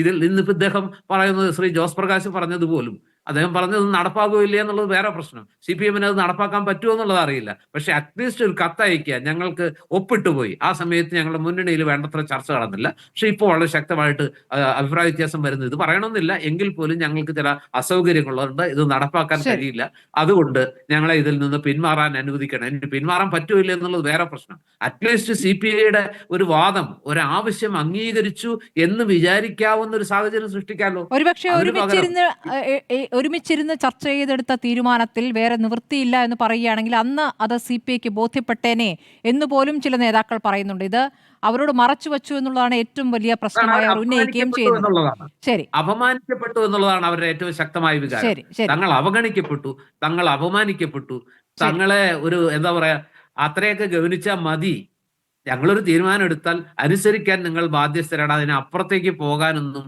ചെമ്മീൻ ചാടിയാൽ ചട്ടിയോളം എന്നുള്ള ഒരു മുൻവിധിയൊക്കെ ഒരുപക്ഷെ അവരുടെ മനസ്സിലില്ലേ എന്ന് സംശയിക്കാൻ എല്ലാ ന്യായവുമുണ്ട്. അതാണ് CPI ചൊടിപ്പിച്ചിരിക്കുന്നതും CPI വല്ലാതെ വ്രണപ്പെടുത്തിയിരിക്കുന്നതും. അതുകൊണ്ട് തന്നെ അത്ര പെട്ടെന്ന് ഉണങ്ങാവുന്ന ഒരു മുറിവല്ല. മാത്രമല്ല, എന്തെങ്കിലും ഒരു തരികിട ഒത്തുതീർപ്പിന്റെ പേരിൽ നിലപാട് മാറ്റിയാൽ CPI എന്ന പാർട്ടിയുടെ വിശ്വാസ്യത പാടെ തകരും. അവർക്ക് അണികളുടെ മാത്രമല്ല പൊതുസമൂഹത്തിന്റെ മുഖത്ത് നോക്കാൻ കഴിയില്ല. CPIയും ഒരു പ്രതിസന്ധിയിൽ തന്നെയാണ് പെട്ടിരിക്കുന്നത്. CR ജോസ്, ഇപ്പോൾ CPIയെ പ്രതിക്കൂട്ടിലാക്കുന്ന ചില വിവരങ്ങൾ, NEPക്കെതിരെയാണല്ലോ നിങ്ങൾ ശക്തമായ നിലപാടെടുക്കുന്നത്, പക്ഷേ നിങ്ങളുടെ തന്നെ വകുപ്പിൽ അത് നടപ്പാക്കിയതിൻ്റെ ചില തെളിവുകളാണ് ഇപ്പോൾ വരുന്നത്. ഇപ്പോൾ കൃഷിമന്ത്രി P. പ്രസാദ് പ്രോ ചാൻസലറായ കാർഷിക സർവകലാശാലയിൽ NEP വ്യവസ്ഥകൾ നടപ്പാക്കിയിട്ടുണ്ട്. അക്കാദമിക യോഗ്യതകൾ പരിഗണിക്കാതെ മന്ത്രിമാരും പ്രൊഫസർ ഓഫ് പ്രാക്ടീസ് എന്ന വ്യവസ്ഥ ഈ വർഷം ഫെബ്രുവരിയിൽ നിലവിൽ വന്നു. മന്ത്രിസഭായോഗത്തിൽ PM ശ്രീ പദ്ധതി ചർച്ചയായപ്പോൾ ഏറ്റവും കൂടുതൽ എതിർത്തിരുന്നത് മന്ത്രി പ്രസാദ് ആയിരുന്നു. പക്ഷേ അദ്ദേഹത്തിൻ്റെ വകുപ്പിൽ അദ്ദേഹം തന്നെ ചാൻസലറായ കാർഷിക സർവകലാശാലയിൽ ഈ വ്യവസ്ഥ നിലവിൽ വന്നു എന്നുള്ളതാണ്. അത് പ്രൊഫസർ ഓഫ് പ്രാക്ടീസ് എന്ന സംവിധാനമാണ് കൊണ്ടുവന്നിരിക്കുന്നത്. ആ നിലയ്ക്ക് പ്രവൃത്തി പരിചയം മാത്രം നോക്കിക്കൊണ്ട് പ്രൊഫസറാക്കി അധ്യാപകനായി കൊണ്ടുവരികയാണ്. ആ നിലയ്ക്ക് ഒരാളെ നിയമിച്ചിട്ടുമുണ്ട്. അപ്പോൾ അതേക്കുറിച്ച് എന്താണ് പ്രതികരിക്കാനുള്ളത്?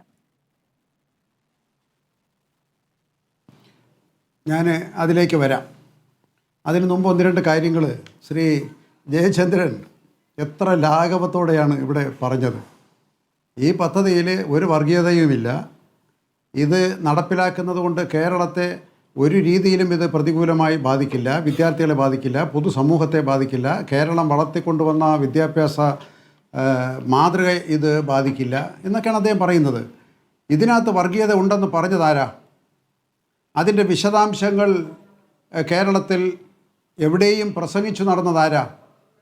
CPI മാത്രമല്ല, CPM-ൻ്റെ സമുന്നതരായ നേതാക്കളടക്കം, കേരളത്തിലെ മുഖ്യമന്ത്രി, ബഹുമാനപ്പെട്ട മുഖ്യമന്ത്രി അടക്കം, ധനകാര്യമന്ത്രി ശ്രീ ബാലഗോപാലിൻ്റെ പ്രസംഗം ഈ 2025 വന്നിട്ടുണ്ട്. ഇതിൻ്റെ അപകടങ്ങളെക്കുറിച്ച് ഏറ്റവും ആധികാരികമായിട്ട് ഞാൻ ശ്രദ്ധിച്ചത് ശ്രീ KN ബാലഗോപാലിൻ്റെ പ്രസംഗമാണ്. അപ്പം ഞാൻ പറഞ്ഞത് കേരളത്തിൽ CPI CPM എന്നുള്ള വ്യത്യാസമൊന്നുമില്ല. നമ്മുടെ എല്ലാ പാർട്ടികളും യുവജന സംഘടനകളും വിദ്യാർത്ഥി സംഘടനകളും KSTയും AKSTയും ഉൾപ്പെടുന്ന അധ്യാപക സംഘടനകളും എല്ലാം എതിർത്തൊരു പദ്ധതിയാണിത്. അതിൻ്റെ അപകടങ്ങളെക്കുറിച്ച് അവർ അക്കമിട്ട് നിരത്തിയിട്ടുണ്ട്. അപ്പോൾ അതിനെക്കുറിച്ച് ആർക്കും തർക്കമില്ല. എന്നിട്ട് ഇപ്പോൾ വളരെ വേഗതയിലാണ് ഇതിനകത്ത് ഒരു പ്രശ്നവുമില്ല എന്ന് പറയുന്നത്. ഇപ്പോൾ ധാരാളം ചർച്ചകൾ നടക്കുന്നു, ഒരുപാട് ലേഖനങ്ങൾ വരുന്നു. ഈ ലേഖനങ്ങൾ എപ്പോഴാണ് വരേണ്ടത്? ഇങ്ങനെ ഒരു പദ്ധതി നടപ്പിലാക്കുന്നത് കൊണ്ട് കേരളത്തിനൊരു അപകടവും ഇല്ല എന്ന് ആധികാരികമായി പഠിച്ച് വിദ്യാഭ്യാസ മന്ത്രിക്ക് കേരളത്തെ പൊതുസമൂഹത്തോട് പറയാം, LDFിനോട് പറയാം, CPIയോട് പറയാം, പൊതുസമൂഹത്തിൽ വിശദമായ ചർച്ച നടത്തട്ടെ. ആ ചർച്ചയുടെ അടിസ്ഥാനത്തിൽ ഒരു അഭിപ്രായ സമന്വയം ഉണ്ടാകട്ടെ. പ്രശ്നമൊന്നുമില്ല. കേരളത്തിൽ എത്ര പദ്ധതികൾ വന്നു? കേന്ദ്രത്തിൻ്റെ പദ്ധതികൾ ധാരാളം പദ്ധതികളുണ്ട്. ചിലത് വളരെ ഗുണകരമാണ്. നമ്മൾ LDF തന്നെ അല്ലെങ്കിൽ കേരളത്തിലെ കാലാകാലങ്ങളിൽ വരുന്ന ഗവൺമെൻറ് തന്നെ പുതിയ പദ്ധതികൾ കേന്ദ്രത്തോട് ആവശ്യപ്പെടും. കേന്ദ്ര പദ്ധതികൾ ഫലപ്രദമായിട്ട് ഇവിടെ നടപ്പിലാക്കും. എന്നാൽ ചില പദ്ധതികൾ നടപ്പിലാക്കുന്നതിന് അപകടം പതിയിരിപ്പുണ്ട്. അത്തരം കാര്യങ്ങളെ മാത്രമേ നമ്മൾ എതിർക്കുന്നുള്ളൂ. കേന്ദ്ര പദ്ധതികളെ മുഴുവൻ എതിർക്കുന്ന ഒരു സമീപനം ആർക്കാവുള്ളത്? അങ്ങനെ എതിർത്ത് മുന്നോട്ട് പോകാൻ കഴിയുമോ? കഴിയില്ലല്ലോ. അപ്പോൾ കേന്ദ്ര പദ്ധതികൾ മുഴുവൻ എതിർക്കപ്പെടേണ്ട ഒന്നാണ് എന്ന അഭിപ്രായം CPIക്കില്ല. ആർക്കെങ്കിലും അങ്ങനെ ഉണ്ടാകുമെന്നും തോന്നുന്നില്ല. അപ്പോൾ കൃഷി വകുപ്പിനകത്തായാലും മറ്റ് ധാരാളം പദ്ധതികളെ സംബന്ധിച്ചും ഒക്കെ ഗുണകരമായിട്ടുള്ള കാര്യങ്ങൾ നടപ്പിലാക്കും. ഇത് പുതിയൊരു കാര്യമല്ല. ഇപ്പോൾ കേരളത്തിൽ LDF ഭരിക്കുമ്പോൾ UGC നടപ്പിലാക്കണമോ വേണ്ടേ? CPM തർക്കം ദീർഘനാൾ നിലനിന്നു. അന്നത്തെ CPMൻ്റെ വിദ്യാഭ്യാസ മന്ത്രി MN സ്മാരകത്തിൽ പോയി വെളിയം ഭാർഗവനുമായി ദീർഘമായിട്ട് ചർച്ച നടത്തി. CPM ചർച്ച നടത്തി. ക്യാബിനറ്റ് ചർച്ച നടത്തിയാണ് അവസാനം തീരുമാനമെടുത്തത്. ഇങ്ങനെ എത്ര കാര്യങ്ങൾ നമ്മുടെ മുന്നിലുണ്ട്. അപ്പോൾ അഭിപ്രായ വ്യത്യാസങ്ങൾ രണ്ട് പാർട്ടിയാണ്, സ്വാഭാവികമായിട്ടുണ്ടാകും. വിലയിരുത്തലിൽ വ്യത്യസ്തമായ അഭിപ്രായങ്ങളുണ്ടാകും. അതൊക്കെ വിശദമായ ചർച്ചയുടെ അടിസ്ഥാനത്തിൽ ഒരു പദ്ധതിയിൽ ഒപ്പിട്ടതിന് ശേഷമല്ല ഈ ചർച്ചകൾ വേണ്ടിയിരുന്നത്. അതാണ് ഇവിടുത്തെ വിഷയം. ഇതിനു മുമ്പ് ഇത്തരം ചർച്ചകൾ വേണമായിരുന്നു. ഇതിൻ്റെ നേട്ടങ്ങളെക്കുറിച്ച് ഗവൺമെൻറ്റിന്, വിദ്യാഭ്യാസ മന്ത്രിക്ക്, ആർക്ക് വേണമെങ്കിലും പറയാമായിരുന്നു. അതുണ്ടായില്ല. SFI ആണെങ്കിലും KST ആണെങ്കിലും എല്ലാവരും ഇതിനെ എതിർത്ത് ശക്തമായ നിലപാട് CPMൻ്റെ കേരളത്തിൻ്റെ സംസ്ഥാന സെക്രട്ടറി അടക്കം എതിർത്ത് പറഞ്ഞ ഒരു കാര്യമാണ്. ഈ 16-ാം തീയതിക്ക് മുമ്പ് അല്ലെങ്കിൽ ഈ ക്യാബിനറ്റിൽ തീരുമാനം വരുന്നതിന് മുമ്പ്, ക്യാബിനറ്റിൽ ചർച്ചയ്ക്ക് വരുന്നതിന് മുമ്പ് എവിടെയെങ്കിലും CPM തർക്കം ഈ വിഷയത്തിനകത്തുണ്ടായിട്ടില്ല. അപ്പോൾ 2 പ്രാവശ്യം ക്യാബിനറ്റിൽ വന്നു. ക്യാബിനറ്റിൽ വന്നപ്പോൾ CPI അതിനകത്ത് പറഞ്ഞു ഇത് നമുക്ക് വിശദമായ ചർച്ച വേണ്ട കാര്യമാണ്, കാരണം നയപരമായ കാര്യമാണ്. LDF ചർച്ച ചെയ്യണം. അവിടെ പോലും അഭിപ്രായ വ്യത്യാസമല്ല വരുന്നത്. ക്യാബിനറ്റിനകത്ത് ചർച്ച ചെയ്ത അഭിപ്രായ വ്യത്യാസം ഉണ്ടായില്ല. ഇത് നയപരമായ കാര്യമാണ്. അത് രാഷ്ട്രീയ പാർട്ടികൾ കൂടി ചർച്ച ചെയ്യേണ്ട ഒരു കാര്യമാണ്. ശരി, മാറ്റിവെച്ചു. മുഖ്യമന്ത്രി തന്നെ ഇടപെട്ടു, മാറ്റിവെച്ചു. രണ്ടാമത് വരുന്നു മാസങ്ങൾക്ക് ശേഷം, ഏപ്രിൽ മാസത്തിൽ ഈ വർഷം വീണ്ടും ഈ അഭിപ്രായം പറഞ്ഞു, മാറ്റിവെച്ചു. അപ്പോൾ LDFയിൽ വന്ന് മന്ത്രിസഭയിൽ വന്ന് ചർച്ച ചെയ്ത് LDF ആലോചിച്ചതിന് ശേഷം തുടർ നടപടി സ്വീകരിക്കാം എന്ന് പറഞ്ഞ് വെച്ച ഒരു വിഷയം ക്യാബിനറ്റ് അറിയാതെ, LDF അറിയാതെ, ആരും അറിയാതെ ഒരു സുപ്രഭാതത്തിൽ ഇതൊപ്പിട്ടു എന്ന് കേൾക്കുമ്പോൾ ഉണ്ടാകാവുന്ന ഒരു ഷോക്കുണ്ട്. അവിടെയാണ് മുന്നണി മര്യാദയുടെ വിഷയം വരുന്നത്. 16-ാം തീയതിയാണ് ഒപ്പിട്ടത്. 23-ാം തീയതിയാണ് ഞങ്ങളിത് അറിയുന്നത്, ലോകം അറിയുന്നത്. 16-ാം തീയതി ഒപ്പിട്ടതിന് ശേഷം കൂടിയ ക്യാബിനറ്റിൽ ഈ വിഷയം സൗരാജൻ ഉന്നയിച്ചു. മറുപടി ഉണ്ടായില്ല, ഒപ്പിട്ടെന്ന് പറഞ്ഞിട്ടില്ല. അപ്പം ഇതിനെ സ്വാഭാവികമായിട്ട് ആത്മാഭിമാനമുള്ള ഏത് രാഷ്ട്രീയ പാർട്ടിക്കാണ് ഇതിനെ ചോദ്യം ചെയ്യാൻ കഴിയാതിരിക്കുക? അപ്പോൾ ശരിയാണ്. ശ്രീ സി ആർ ജോസ് പ്രകാശ്, ഇപ്പോൾ ഇത് കൂടി ഒന്ന് പറയാമോ വിഷയം? അങ്ങനെയെങ്കിൽ എങ്ങനെയാണ് ഇപ്പോൾ ഈ കാർഷിക സർവകലാശാലയിൽ നടപ്പാക്കിയിരിക്കുന്ന NEP-യിലെ ഒരു കാര്യമാണ് പറയുന്നത്. പ്രൊഫസർ ഓഫ് പ്രാക്ടീസ് എന്ന സംവിധാനം കൊണ്ടുവന്നിരിക്കുന്നു.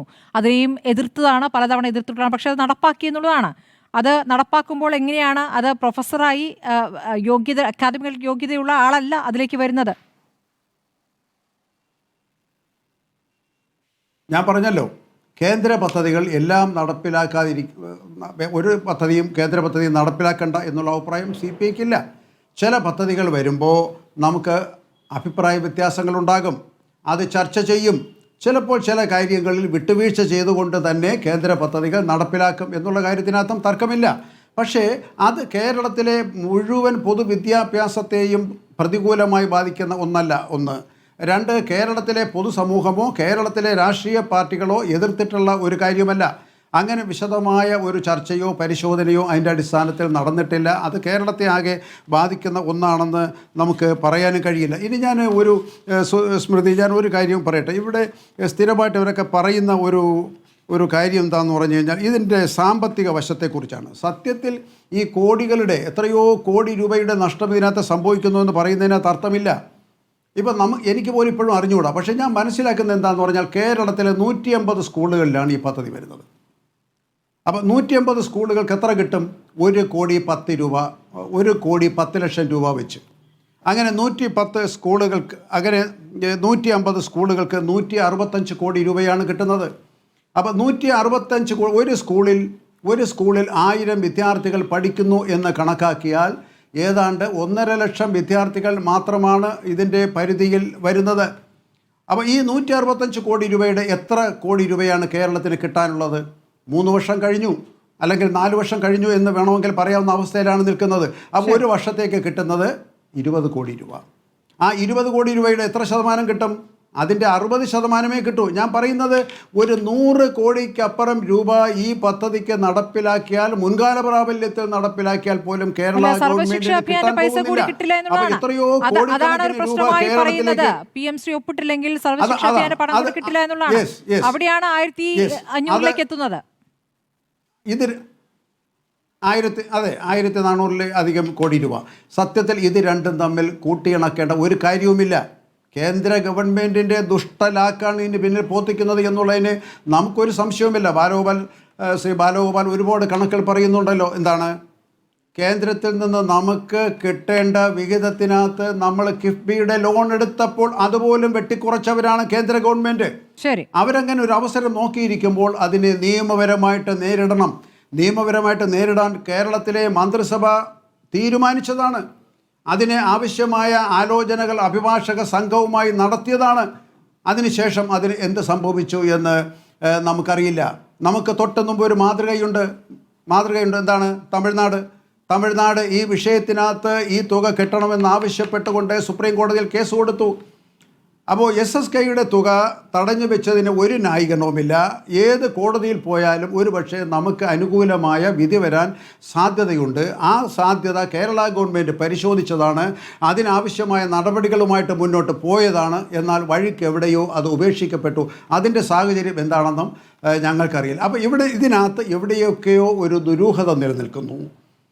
ഞങ്ങളെ ഇരുട്ടിൽ നിർത്തി, കേരളത്തിലെ പൊതുസമൂഹത്തെ ഇരുട്ടിൽ നിർത്തി ഒരു സുപ്രഭാതത്തിൽ ഇങ്ങനെ ഒരു ധാരണാപത്രത്തിൽ ഒപ്പിട്ടത് അംഗീകരിക്കാനാകില്ല. അത് ശരിയല്ല, അത് മുന്നണി മര്യാദയല്ല. ശരി, ശ്രീ ജയേന്ദ്രൻ, ഇപ്പോൾ ഇത് നയപരമായ ഒരു വിഷയമെന്ന് പറഞ്ഞില്ല ആണല്ലോ അങ്ങ് പറയുന്നത്. ഇപ്പോൾ ലോ ഡിപ്പാർട്ട്മെന്റ് കൊടുത്ത ക്യാബിനറ്റ് നോട്ടിൽ പറയുന്ന ഒരു കാര്യം, ഈ ഫയൽ പരിശോധിച്ചതിൽ NEP 2020 വിഭാവനം ചെയ്തിരിക്കുന്ന സമഗ്ര ശിക്ഷാ പദ്ധതിയിൽ നടത്തി വരുന്നതെന്നും PM-ശ്രീ സ്കീം ഇതിലെ പദ്ധതി ആയതുകൊണ്ട് അതും സമഗ്ര ശിക്ഷയായി നിർത്തിവെക്കേണ്ടതാണെന്ന് പകുതി കാണാത്തതുകൊണ്ടാണ് കേന്ദ്ര സർക്കാരിൽ നിന്ന് ലഭിച്ച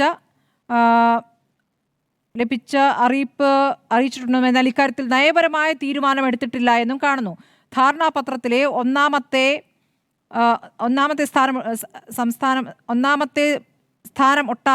സംസ്ഥാനം ഒട്ടാകെ ദേശീയ വിദ്യാഭ്യാസ നയം പൂർണ്ണമായും നടപ്പാക്കണമെന്നാണ്. അതായത് ധാരണാപത്രത്തിലെ ഒന്നാമത്തെ വാചകം സംസ്ഥാനം ഒട്ടാകെ ദേശീയ വിദ്യാഭ്യാസ നയം പൂർണ്ണമായും നടപ്പാക്കണമെന്നാണ് പറയുന്നത്. അപ്പോൾ ഈ കാര്യങ്ങൾ ക്യാബിനറ്റ് നോട്ടായി വന്നിട്ടുള്ള ഒരു കാര്യമാണ്. അതുകൂടാതെ CPI മന്ത്രിമാർ തന്നെ പറഞ്ഞ കാര്യമാണല്ലോ. അതിൽ ഇനി അവിശ്വസിക്കേണ്ട കാര്യമില്ലല്ലോ. അങ്ങനെ പറഞ്ഞതിന്മേലാണല്ലോ. അങ്ങനെ ഉണ്ടായിട്ടില്ല എന്നാരും തന്നെ ഈ ചർച്ചകളിൽ CPM-ന്റെ ഭാഗത്തുനിന്ന് ആരും തന്നെ പറഞ്ഞിട്ടില്ല. അങ്ങ് പറഞ്ഞ പോയിന്റ് CPM പ്രതിനിധികൾ ആരും പറയുന്നില്ല. ഇതല്ലാതെ വഴിയില്ല, ഗതികെട്ട അവസ്ഥയിൽ എന്നാണ് പറഞ്ഞു വെക്കുന്നത്. അപ്പോൾ ആ ന്യായം എങ്ങനെ നിൽക്കും ശ്രീ ജയേന്ദ്രൻ?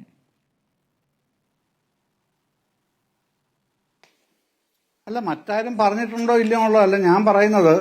താങ്കൾ ഇപ്പൊ പറഞ്ഞല്ലോ സ്മൃതി, CPI മന്ത്രിമാരങ്ങനെ പറഞ്ഞിട്ടുണ്ടെന്ന്. ഒരു CPI മന്ത്രിയും പറഞ്ഞിട്ടില്ല. താങ്കൾ പറഞ്ഞതുപോലൊരു വാചകം ഒരു CPI മന്ത്രിയും പറഞ്ഞിട്ട് എന്റെ ശ്രദ്ധയിൽ ഇതുവരെ വന്നിട്ടില്ല കേട്ടോ. ഉണ്ടെങ്കിൽ ഞാൻ തിരുത്തിക്കോളാം. അത് നിൽക്കട്ടെ. CPI മന്ത്രിമാർ കൊടുത്ത കത്ത് എന്താണ്? ശ്രീ ജോസ് പ്രകാശ് ഒരുപാട് കാര്യങ്ങൾ കത്ത് കൊടുത്തല്ലോ ശ്രീ ജയേന്ദ്രൻ ഇന്നലെ മുഖ്യമന്ത്രിക്ക്. താങ്കൾ കണ്ടില്ലല്ലോ കത്ത്? നമ്മളാരും കണ്ടിട്ടില്ലല്ലോ. അത് ശരി, നമ്മളാരും കണ്ടില്ലല്ലോ കത്ത്. സമയം കളയാനാണെങ്കിൽ ഓക്കെ. അല്ല, അവർ തന്നെ പറയുന്നതാണോ കത്തിലെ കാര്യങ്ങൾ എന്താണെന്നുള്ള? അവർ തന്നെ പുറത്തു അവരാരും അങ്ങനെ കാര്യങ്ങൾ പറഞ്ഞിട്ടില്ലെന്നേ. ഇന്ന് സഖാവ് ബിനോയ് വിശ്വം പോലും ഇന്നലെയും പറഞ്ഞത് പ്രശ്നങ്ങൾ ചർച്ച ചെയ്ത് പരിഹരിക്കുമെന്നാണ്, അല്ലാതെ അപരിഹാര്യമായ പ്രശ്നമാണെന്നല്ല. അപരിഹാര്യമാകണമെന്ന് ആരും പറഞ്ഞില്ലല്ലോ ശ്രീ ജയേന്ദ്രൻ. ഉണ്ടായ സംഭവങ്ങളല്ലേ പറയുന്നത്. അങ്ങനെ നിഷേധിക്കുന്നത്? ചോദിച്ച ചോദ്യത്തിനല്ലേ സ്മൃതി ഞാൻ മറുപടി പറയുന്നത്. ശരി, പറയൂ. അല്ല, ഞാൻ നിഷേധിക്കുകയല്ലോ. ഞാനത് ഇതുവരെ കേട്ടിട്ടില്ല. ഉണ്ടെങ്കിൽ ഞാൻ തിരുത്തിക്കോളാം. ഇതേ ഞാൻ പറഞ്ഞുള്ളൂ. അല്ലാതെ ഞാനത് ഔട്ട്റൈറ്റ് ആയിട്ട് ഡിനൈ ചെയ്യല്ലോ ചെയ്യുന്നത്. പിന്നെ ശ്രീ ജോസ് പ്രകാശ് ഒരുപാട് കാര്യങ്ങൾ പറഞ്ഞു. താങ്കൾ മനസ്സിലാക്കേണ്ട ഒറ്റ കാര്യമേ ഉള്ളൂ. 2020 ജൂലൈ 29 ചേർന്ന യൂണിയൻ ക്യാബിനറ്റാണ് ഇത് NEP 2020 തീരുമാനിക്കുന്നത്. അതിനുശേഷം തൊട്ടടുത്ത മാസം, അതായത് 10 ദിവസത്തിന് ശേഷം ഓഗസ്റ്റ് 7 CPIM PB യോഗം ചേർന്ന് ഒരു സുദീർഘമായ കമ്മ്യൂണിക്കെ പുറത്തിറക്കുന്നുണ്ട്. ഇപ്പോഴും കിട്ടും കേട്ടോ. CPIM.org നോക്കിയാൽ മതി. സെർച്ച് ചെയ്താൽ അവിടെ കിട്ടും. അവിടെ ഉണ്ട് 22 പാരഗ്രാഫ് ഉണ്ട് ഇതുമായിട്ട് മാത്രം ബന്ധപ്പെട്ട വിശദ വിവരങ്ങൾ. പിന്നെ എന്താണ് CPIMന്റെ നിലപാടെന്നുള്ളത് അപ്പോഴും ഇപ്പോഴും പ്രസക്തമായി തന്നെ നിൽക്കുന്നുണ്ട്. അതൊരു കാര്യം. പക്ഷെ താങ്കൾ പറയുന്ന അതല്ലല്ലോ. താങ്കൾ മറ്റ് പല കാര്യങ്ങളുമാണ് പറയുന്നത്. മൂടി വെച്ചു, മറച്ചു വെച്ചു. ഇതൊക്കെ ആര് മൂടി വെച്ചു? താങ്കൾക്ക് ലക്ഷ്മണരേഖ ലംഘിക്കാനായിട്ട് താങ്കൾക്ക് മടിയില്ലായിരിക്കാം. പക്ഷേ എനിക്ക് ചില ഈ സാമാന്യ മര്യാദകൾ, സാധാരണ പൗരൻ പാലിക്കേണ്ട ചില മര്യാദകൾ ഞാൻ കാണുന്നത് കൊണ്ട് ഞാൻ ആ ലക്ഷ്മണരേഖ ലംഘിച്ച് ഇവിടെ വർത്തമാനം പറയാൻ ഉദ്ദേശിക്കുന്നില്ല. അത്രയേ ഉള്ളൂ കാര്യം. പിന്നെ മറ്റൊന്ന്, ബഹുമാനപ്പെട്ട KN ഖാദർ പറഞ്ഞ ഒരു കാര്യം ഇദ്ദേഹത്തിന് മറുപടി പറയണം എന്ന് ആഗ്രഹിച്ചുകൊണ്ട് ഞാൻ ചോദിക്കുകയാണ് അങ്ങയോട്. ഈ കോൺഗ്രസിന്റെ സംസ്ഥാനങ്ങളിൽ നടപ്പിലാക്കിയ കാര്യം സ്മൃതിയും ചൂണ്ടിക്കാണിച്ചു. എനിക്കൊറ്റ സംശയമുള്ള അക്കാര്യത്തിൽ. ഈ അവിടുത്തെ അതത് സംസ്ഥാനങ്ങളുടെ NCERTക്ക് പകരമുള്ള സംവിധാനങ്ങളുണ്ടല്ലോ, ഇവിടെ SCERT പോലെ. അവിടെ സംസ്ഥാന വിദ്യാഭ്യാസ സംവിധാനത്തിൽ തയ്യാറാക്കുന്ന പാഠപുസ്തകങ്ങൾ പഠിപ്പിക്കാൻ അനുവദിക്കില്ല എന്നും ഞങ്ങൾ NCERT പഠിപ്പിക്കുന്ന നിശ്ചയിക്കുന്ന തയ്യാറാക്കി തരുന്ന അച്ചടിച്ചു തരുന്ന പാഠപുസ്തകങ്ങൾ മാത്രമേ പഠിപ്പിച്ചാൽ മതി എന്ന് ഏതെങ്കിലും കോൺഗ്രസ് സംസ്ഥാനത്തോട് പറഞ്ഞിട്ടുണ്ടോ എന്നുള്ളത് ഘടകകക്ഷി നേതാവെന്നുള്ള നിലയിൽ അങ്ങേക്ക് അറിയാമെങ്കിൽ പറയുക.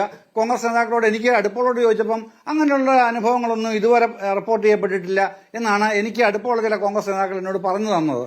താങ്കൾക്ക് അങ്ങനെയല്ല, കോൺഗ്രസ് സംസ്ഥാനങ്ങളിൽ ഇതേ പ്രശ്നം അനുഭവിക്കുന്നുണ്ട് എന്ന് പറയുകയാണെങ്കിൽ കേരളത്തിലും ആ പ്രശ്നമുണ്ട് എന്ന് നമുക്ക് പൊതുവായി അംഗീകരിക്കാം. അതാണ് ഒരു കാര്യം. പിന്നെ പൊടിപാറ പറഞ്ഞ കാര്യത്തില് താങ്കൾ പറഞ്ഞ മുഖ്യമന്ത്രിയുടെ ശരീരഭാഷ അങ്ങ് ഗംഭീരമായി വ്യാഖ്യാനിച്ചു. വളരെ ദുർബലമായി പോയി അങ്ങയുടെ പ്രതിരോധം കേട്ടോ.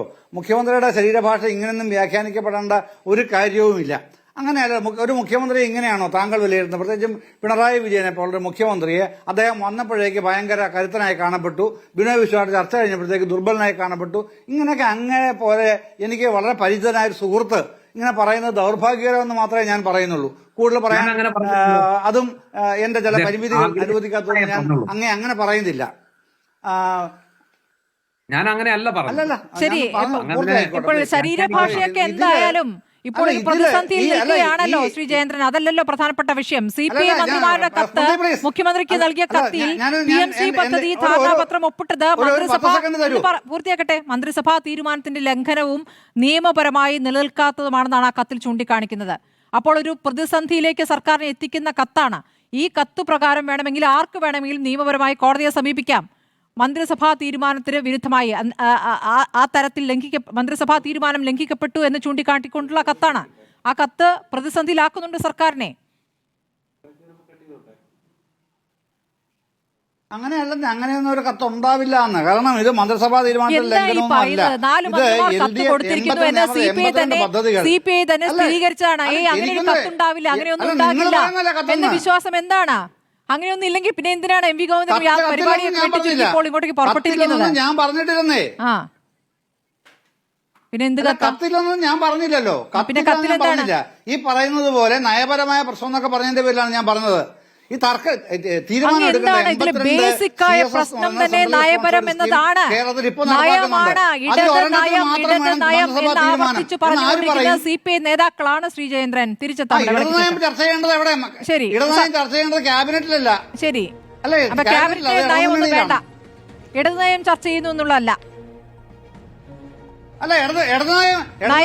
നയപരമായ വിഷയങ്ങൾ മാറ്റിവെക്കുന്നു. അഡ്വക്കേറ്റ് KN ഖാദർ, അങ്ങേക്ക് ജയേന്ദ്രന് മറുപടി നൽകാം. അതോടൊപ്പം പഴയ ഒരു CPI-കാരൻ എന്നുള്ള നിലയ്ക്ക് CPIയുടെ ഇപ്പോഴത്തെ നിലപാടിനെ അങ്ങ് എങ്ങനെ കാണുന്നതും കൂടി പ്രധാനമാണല്ലോ.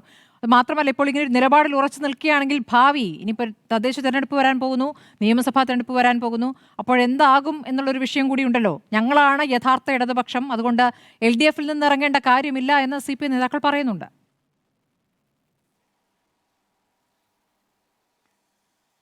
അല്ല, ഇടതുപക്ഷ ജനാധിപത്യ മുന്നണി ഇന്നിപ്പോൾ CPM നയിക്കുന്ന ഇടതുപക്ഷ ജനാധിപത്യ മുന്നണി ഉണ്ടായത് തന്നെ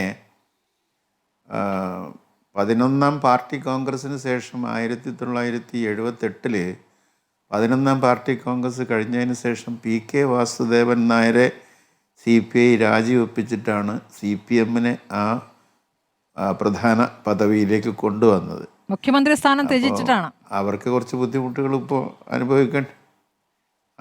മുഖ്യമന്ത്രി സ്ഥാനം ത്യജിച്ചിട്ട് CPM-നെ മുഖ്യമന്ത്രിയാക്കി കൊടുക്കുകയാണ് അവർ ചെയ്തത്. പിന്നെ ഇതിനെക്കുറിച്ചൊക്കെ ജനറലായിട്ട് പറയുകയാണെന്ന് വെച്ചാൽ ഇപ്പോൾ ഇടതുപക്ഷ ജനാധിപത്യ മുന്നണിയിൽ നിൽക്കുന്ന CPIയെ UDFിലേക്ക് ക്ഷണിക്കാനൊന്നും ഞാൻ ആളല്ല. അതൊക്കെ UDFിൻ്റെ സംസ്ഥാന കമ്മിറ്റി തീരുമാനിക്കേണ്ടതാണ്. പക്ഷേ എൻ്റെ ഒരു എക്സ്പീരിയൻസ് അനുസരിച്ച് സ്മൃതി അങ്ങനെ പറഞ്ഞുകൊണ്ട് ഞാൻ പറയുകയാണ്, CPI എന്നൊക്കെ കോൺഗ്രസിൻ്റെ കൂടെ നിന്നിട്ടുണ്ടോ അന്നൊക്കെ അവർക്ക് വലിയ നേട്ടങ്ങൾ ഭരണരംഗത്ത് ഉണ്ടാക്കാൻ സാധിച്ചിട്ടുണ്ട്. അവരെ കേരളത്തിൻ്റെ മുഖ്യമന്ത്രിയാക്കി കൊടുത്തിട്ടുണ്ട്. അവർക്ക് അവരുടെ മന്ത്രിമാർക്കൊക്കെ സ്വതന്ത്രമായി പ്രവർത്തിക്കുവാനുള്ള സൗകര്യങ്ങൾ ഉണ്ടാക്കി കൊടുത്തിട്ടുണ്ട്. അന്ന് അച്യുതമേനോൻ മുഖ്യമന്ത്രിയായ കാലത്ത് കൊച്ചിയിലെ മേയർ TM അബു ആയിരുന്നു. ഇങ്ങനെ പലതരത്തിലും, അതുപോലെ ബീഹാറിലൊക്കെ നിയമസഭയിൽ അവർക്ക് ഒരുപാട് സീറ്റുകൾ ഉണ്ടായിരുന്നു. അങ്ങനെ ഒരുപാട് പാർലമെൻ്ററി ആയിട്ടുള്ള നേട്ടങ്ങൾ CPI പാർട്ടിക്ക് ഉണ്ടായത് വാസ്തവത്തിൽ കോൺഗ്രസ് ലൈനിൽ നിന്നപ്പോഴാണ്. മാത്രമല്ല ഇപ്പോൾ കോൺഗ്രസ് നേതാക്കൾ, പ്രത്യേകിച്ച് പ്രതിപക്ഷ നേതാവൊക്കെ വലതുപക്ഷമെന്ന് ഞങ്ങളെ ഇനി വിളിക്കരുതെന്ന് പറയുന്നുണ്ട്. അതോടൊപ്പം യഥാർത്ഥ ഇടതുപക്ഷം ഞങ്ങളാണ് എന്ന് കൂടി അവകാശപ്പെടുന്നുണ്ട്. അല്ല, അതിന് തെറ്റില്ല. കാരണം ഇടതുപക്ഷമാണ് ഇപ്പോൾ കേരളം ഭരിക്കുന്നത് എന്ന് പുസ്തകത്തിൽ നോക്കി പറയാമെന്നല്ലാതെ തെളിവുകളൊന്നുമില്ല, കാണപ്പെടുന്ന തെളിവുകളൊന്നുമില്ല. ഈ കേന്ദ്ര ഗവൺമെൻറ്റിനെതിരായിട്ട്, അതിൻ്റെ നയനിലപാടുകൾക്കെതിരായിട്ട് ഇന്ത്യ ആകെ ഗുരുതരമായ പല പ്രതിസന്ധികളും അഭിമുഖീകരിച്ചു കൊണ്ടിരിക്കുമ്പോൾ രാജ്യം മുഴുവൻ വിഷമിക്കുന്ന ഒരു സാഹചര്യത്തിൽ ഈ ഗവൺമെൻറ്റിൻ്റെ നടപടിക്രമങ്ങൾ ഞാൻ വിശദീകരിക്കുന്നില്ല. വംശീയതയും വർഗീയതയും പല പ്രശ്നങ്ങളും വന്നുകൊണ്ട് ഈ ഗവൺമെൻറ്റിനോട് സമരം ചെയ്ത് ജയിച്ചിട്ടുള്ള ഏക ശക്തി നമ്മുടെ കൃഷിക്കാരാണ്. കുറച്ചെങ്കിലും അതിശക്തമായ ദീർഘനാൾ നീണ്ടുന്ന പോരാട്ടം നടത്തിയിട്ട് കാർഷിക ബില്ലുകൾ പിൻവലിക്കുന്ന ഒരു സാഹചര്യം ഉണ്ടാക്കിയതാണ് ഒരു ജയിച്ച സമരം. ഇപ്പോൾ ഈ വിഷയത്തിൽ തന്നെ ഇത് അവർക്ക് അവരുടേതായൊരു നയമുണ്ട്. വിദ്യാഭ്യാസ രംഗത്ത് ഇന്ത്യയിലാകെ നടപ്പിലാക്കാൻ അവർ ആഗ്രഹിക്കുന്നൊരു നയമുണ്ട്. അതുകൊണ്ട് എല്ലാ കൺകറൻറ്റ് ലിസ്റ്റിലും കയറിയിട്ട് അവർ അതെല്ലാം സെൻട്രൽ ലിസ്റ്റാക്കുന്ന രീതിയിലാണ് ഭരണഘടനയിൽ തന്നെ പറഞ്ഞിട്ടുള്ള ഈ സംസ്ഥാനത്തിൻ്റെ അധികാരങ്ങൾ കളഞ്ഞുകൊണ്ടിരിക്കുകയാണ്. ഒരു പഞ്ചായത്ത് പ്രസിഡൻറ്റിൻ്റെ നിലവാരത്തിലേക്ക് സംസ്ഥാന മുഖ്യമന്ത്രിമാർ മാറി വരുന്നൊരു സാഹചര്യമാണ്. അപ്പോൾ അതൊക്കെ വളരെ അതിനെതിരായി നമ്മളെല്ലാവരും ഇപ്പോൾ ഈ സംസാരിച്ച എല്ലാവരും മാത്രമല്ല, കിട്ടാവുന്നത്ര ആളുകൾ ഒരുമിച്ച് നിർത്തിയിട്ടാണ് NEPയുടെ ഈ തെറ്റായ നയങ്ങൾക്കെതിരെയും ഈ കേന്ദ്ര സർക്കാരിൻ്റെ ജനവിരുദ്ധ നയങ്ങൾക്കെതിരായും പൊരുതാൻ നമ്മളെല്ലാവരും കൂടി വാസ്തവത്തിൽ ഒരുമിച്ച് നിൽക്കുകയാണ് വേണ്ടത്. ഇവിടെ ഇപ്പോൾ ചെറിയ ചെറിയ കാര്യങ്ങളിലൊക്കെ ചെറിയ തർക്കങ്ങളൊക്കെ ഉണ്ടായി. ഞാൻ ജയേന്ദ്രന് മറുപടി പറയത്തക്ക കാര്യങ്ങളൊന്നും ജയേന്ദ്രൻ പറഞ്ഞായിട്ട് എനിക്ക് തോന്നിയില്ല. ഇപ്പോൾ പൊടിവാറയെക്കുറിച്ച് പറഞ്ഞു, പൊടിവാറ മുഖ്യമന്ത്രിയുടെ ഒരു ബോഡി ലാംഗ്വേജ് പറഞ്ഞു. അത് അദ്ദേഹത്തിൻ്റെ ഒരു കീൻ ഒബ്സർവേഷനായിട്ട് വിട്ടാൽ മതി. അതുപോലെ തന്നെ അതൊന്നും ഒരു വലിയ മറുപടി പറയേണ്ട കാര്യമില്ല. അതുപോലെ മറ്റൊരു വിഷയം, ഈ ഗവൺമെൻറ്റിൻ്റെ സമീപനങ്ങളിൽ ഇപ്പോൾ ഇരുട്ടത്താണ് ഞങ്ങൾ നിർത്തിയത്, മന്ത്രിസഭ അറിഞ്ഞിട്ടില്ല, ഇതെന്ത് ഗവൺമെൻറ്റാണെന്ന് ചോദിച്ചത് CPI ആണ്. അതോടുകൂടി എല്ലാവർക്കും മനസ്സിലായി ഏതാണ്ട് ഇരുട്ടത്ത് നിർത്തിയ ഒരു സാഹചര്യം ഉണ്ടായിട്ടുണ്ടെന്ന്. അപ്പോൾ അങ്ങനെ അതിലാണ് പ്രശ്നങ്ങൾ ഉണ്ടായത്. അതെന്താ അങ്ങനെ മറച്ചു വെക്കുന്നത്? അപ്പോൾ ഈ CPMന് തന്നെ ഇതൊന്നും മറച്ചു വെക്കേണ്ടതായിട്ടുണ്ടെന്ന് തോന്നിയതിനെ കീനായിട്ട് ഒബ്സർവ് ചെയ്താൽ നമുക്ക് കിട്ടുന്നൊരു ഉത്തരം, ഇത് പരസ്യമായിട്ട് ചെയ്താൽ വലിയ ഭവിഷ്യത്ത് കേരളത്തിൻ്റെ മൊത്തം വിദ്യാഭ്യാസ നയത്തിന്, ഇതുവരെയുള്ള നയത്തിന് എതിരായതുകൊണ്ട് വൻ എതിർപ്പുണ്ടാകാൻ സാധ്യതയുണ്ട്. അതുകൊണ്ട് കുറച്ച് രഹസ്യമായി നടത്തിയാൽ മതി എന്നൊരു തോന്നലിൽ നിന്നായിരിക്കുമല്ലോ ഇങ്ങനെ ചെയ്തിട്ടുണ്ടാവുക. അപ്പോൾ അതൊക്കെ വെച്ച് നമ്മൾ പരിശോധിക്കുമ്പോൾ ആ ഒരു രഹസ്യാത്മകത ഇതിന് വലിയൊരു ആക്ഷേപം ക്ഷണിച്ചു വരുത്തിയ ഒരു സാഹചര്യമാണ്. പ്രതിപക്ഷത്തിന് പ്രതിഷേധം എത്രത്തോളം ശക്തമാണെന്നൊരു ചോദ്യം കൂടിയുണ്ട്. അഡ്വക്കേറ്റ് KN ഖാദർ, പ്രതിപക്ഷത്തിന് എത്രത്തോളം പ്രതിഷേധമുണ്ട്? ഇപ്പോൾ MSFന്റെ ഒക്കെ ചില സമരങ്ങൾ ഉണ്ടാകുന്നു എന്നതിനപ്പുറം വലിയൊരു പ്രതിഷേധത്തിലേക്ക് പ്രതിപക്ഷം പോയതായി കണ്ടില്ല. അല്ല, പ്രതിപക്ഷത്തിന് ആവശ്യമായിട്ടുള്ള ഈ വിഷയത്തിൽ ഇപ്പോൾ ഇന്നൊന്നലും തുടങ്ങിയതല്ല.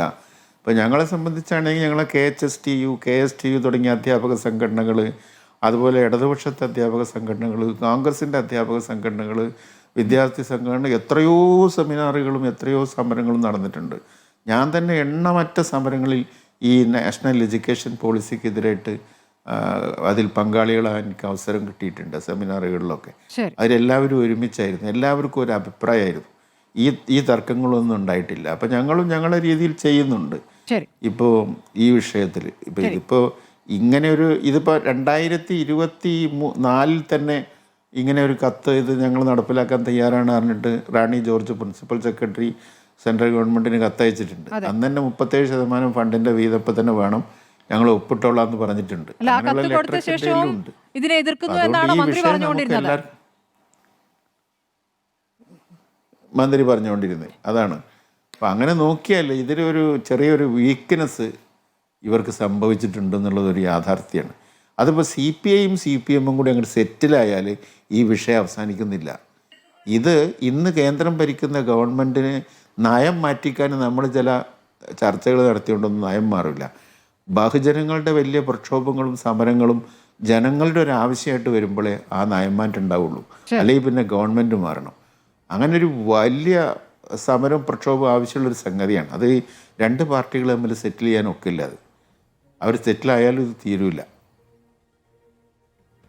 ശരി, വളരെ വളരെ നന്ദി advocate KN Khader, Shri CR Jose Prakash, ഒപ്പം തന്നെ ശ്രീ ജയേന്ദ്രൻ, ശ്രീ ജോർജ് പൊടിപാറ ചർച്ചയിൽ പങ്കെടുത്തതിന്.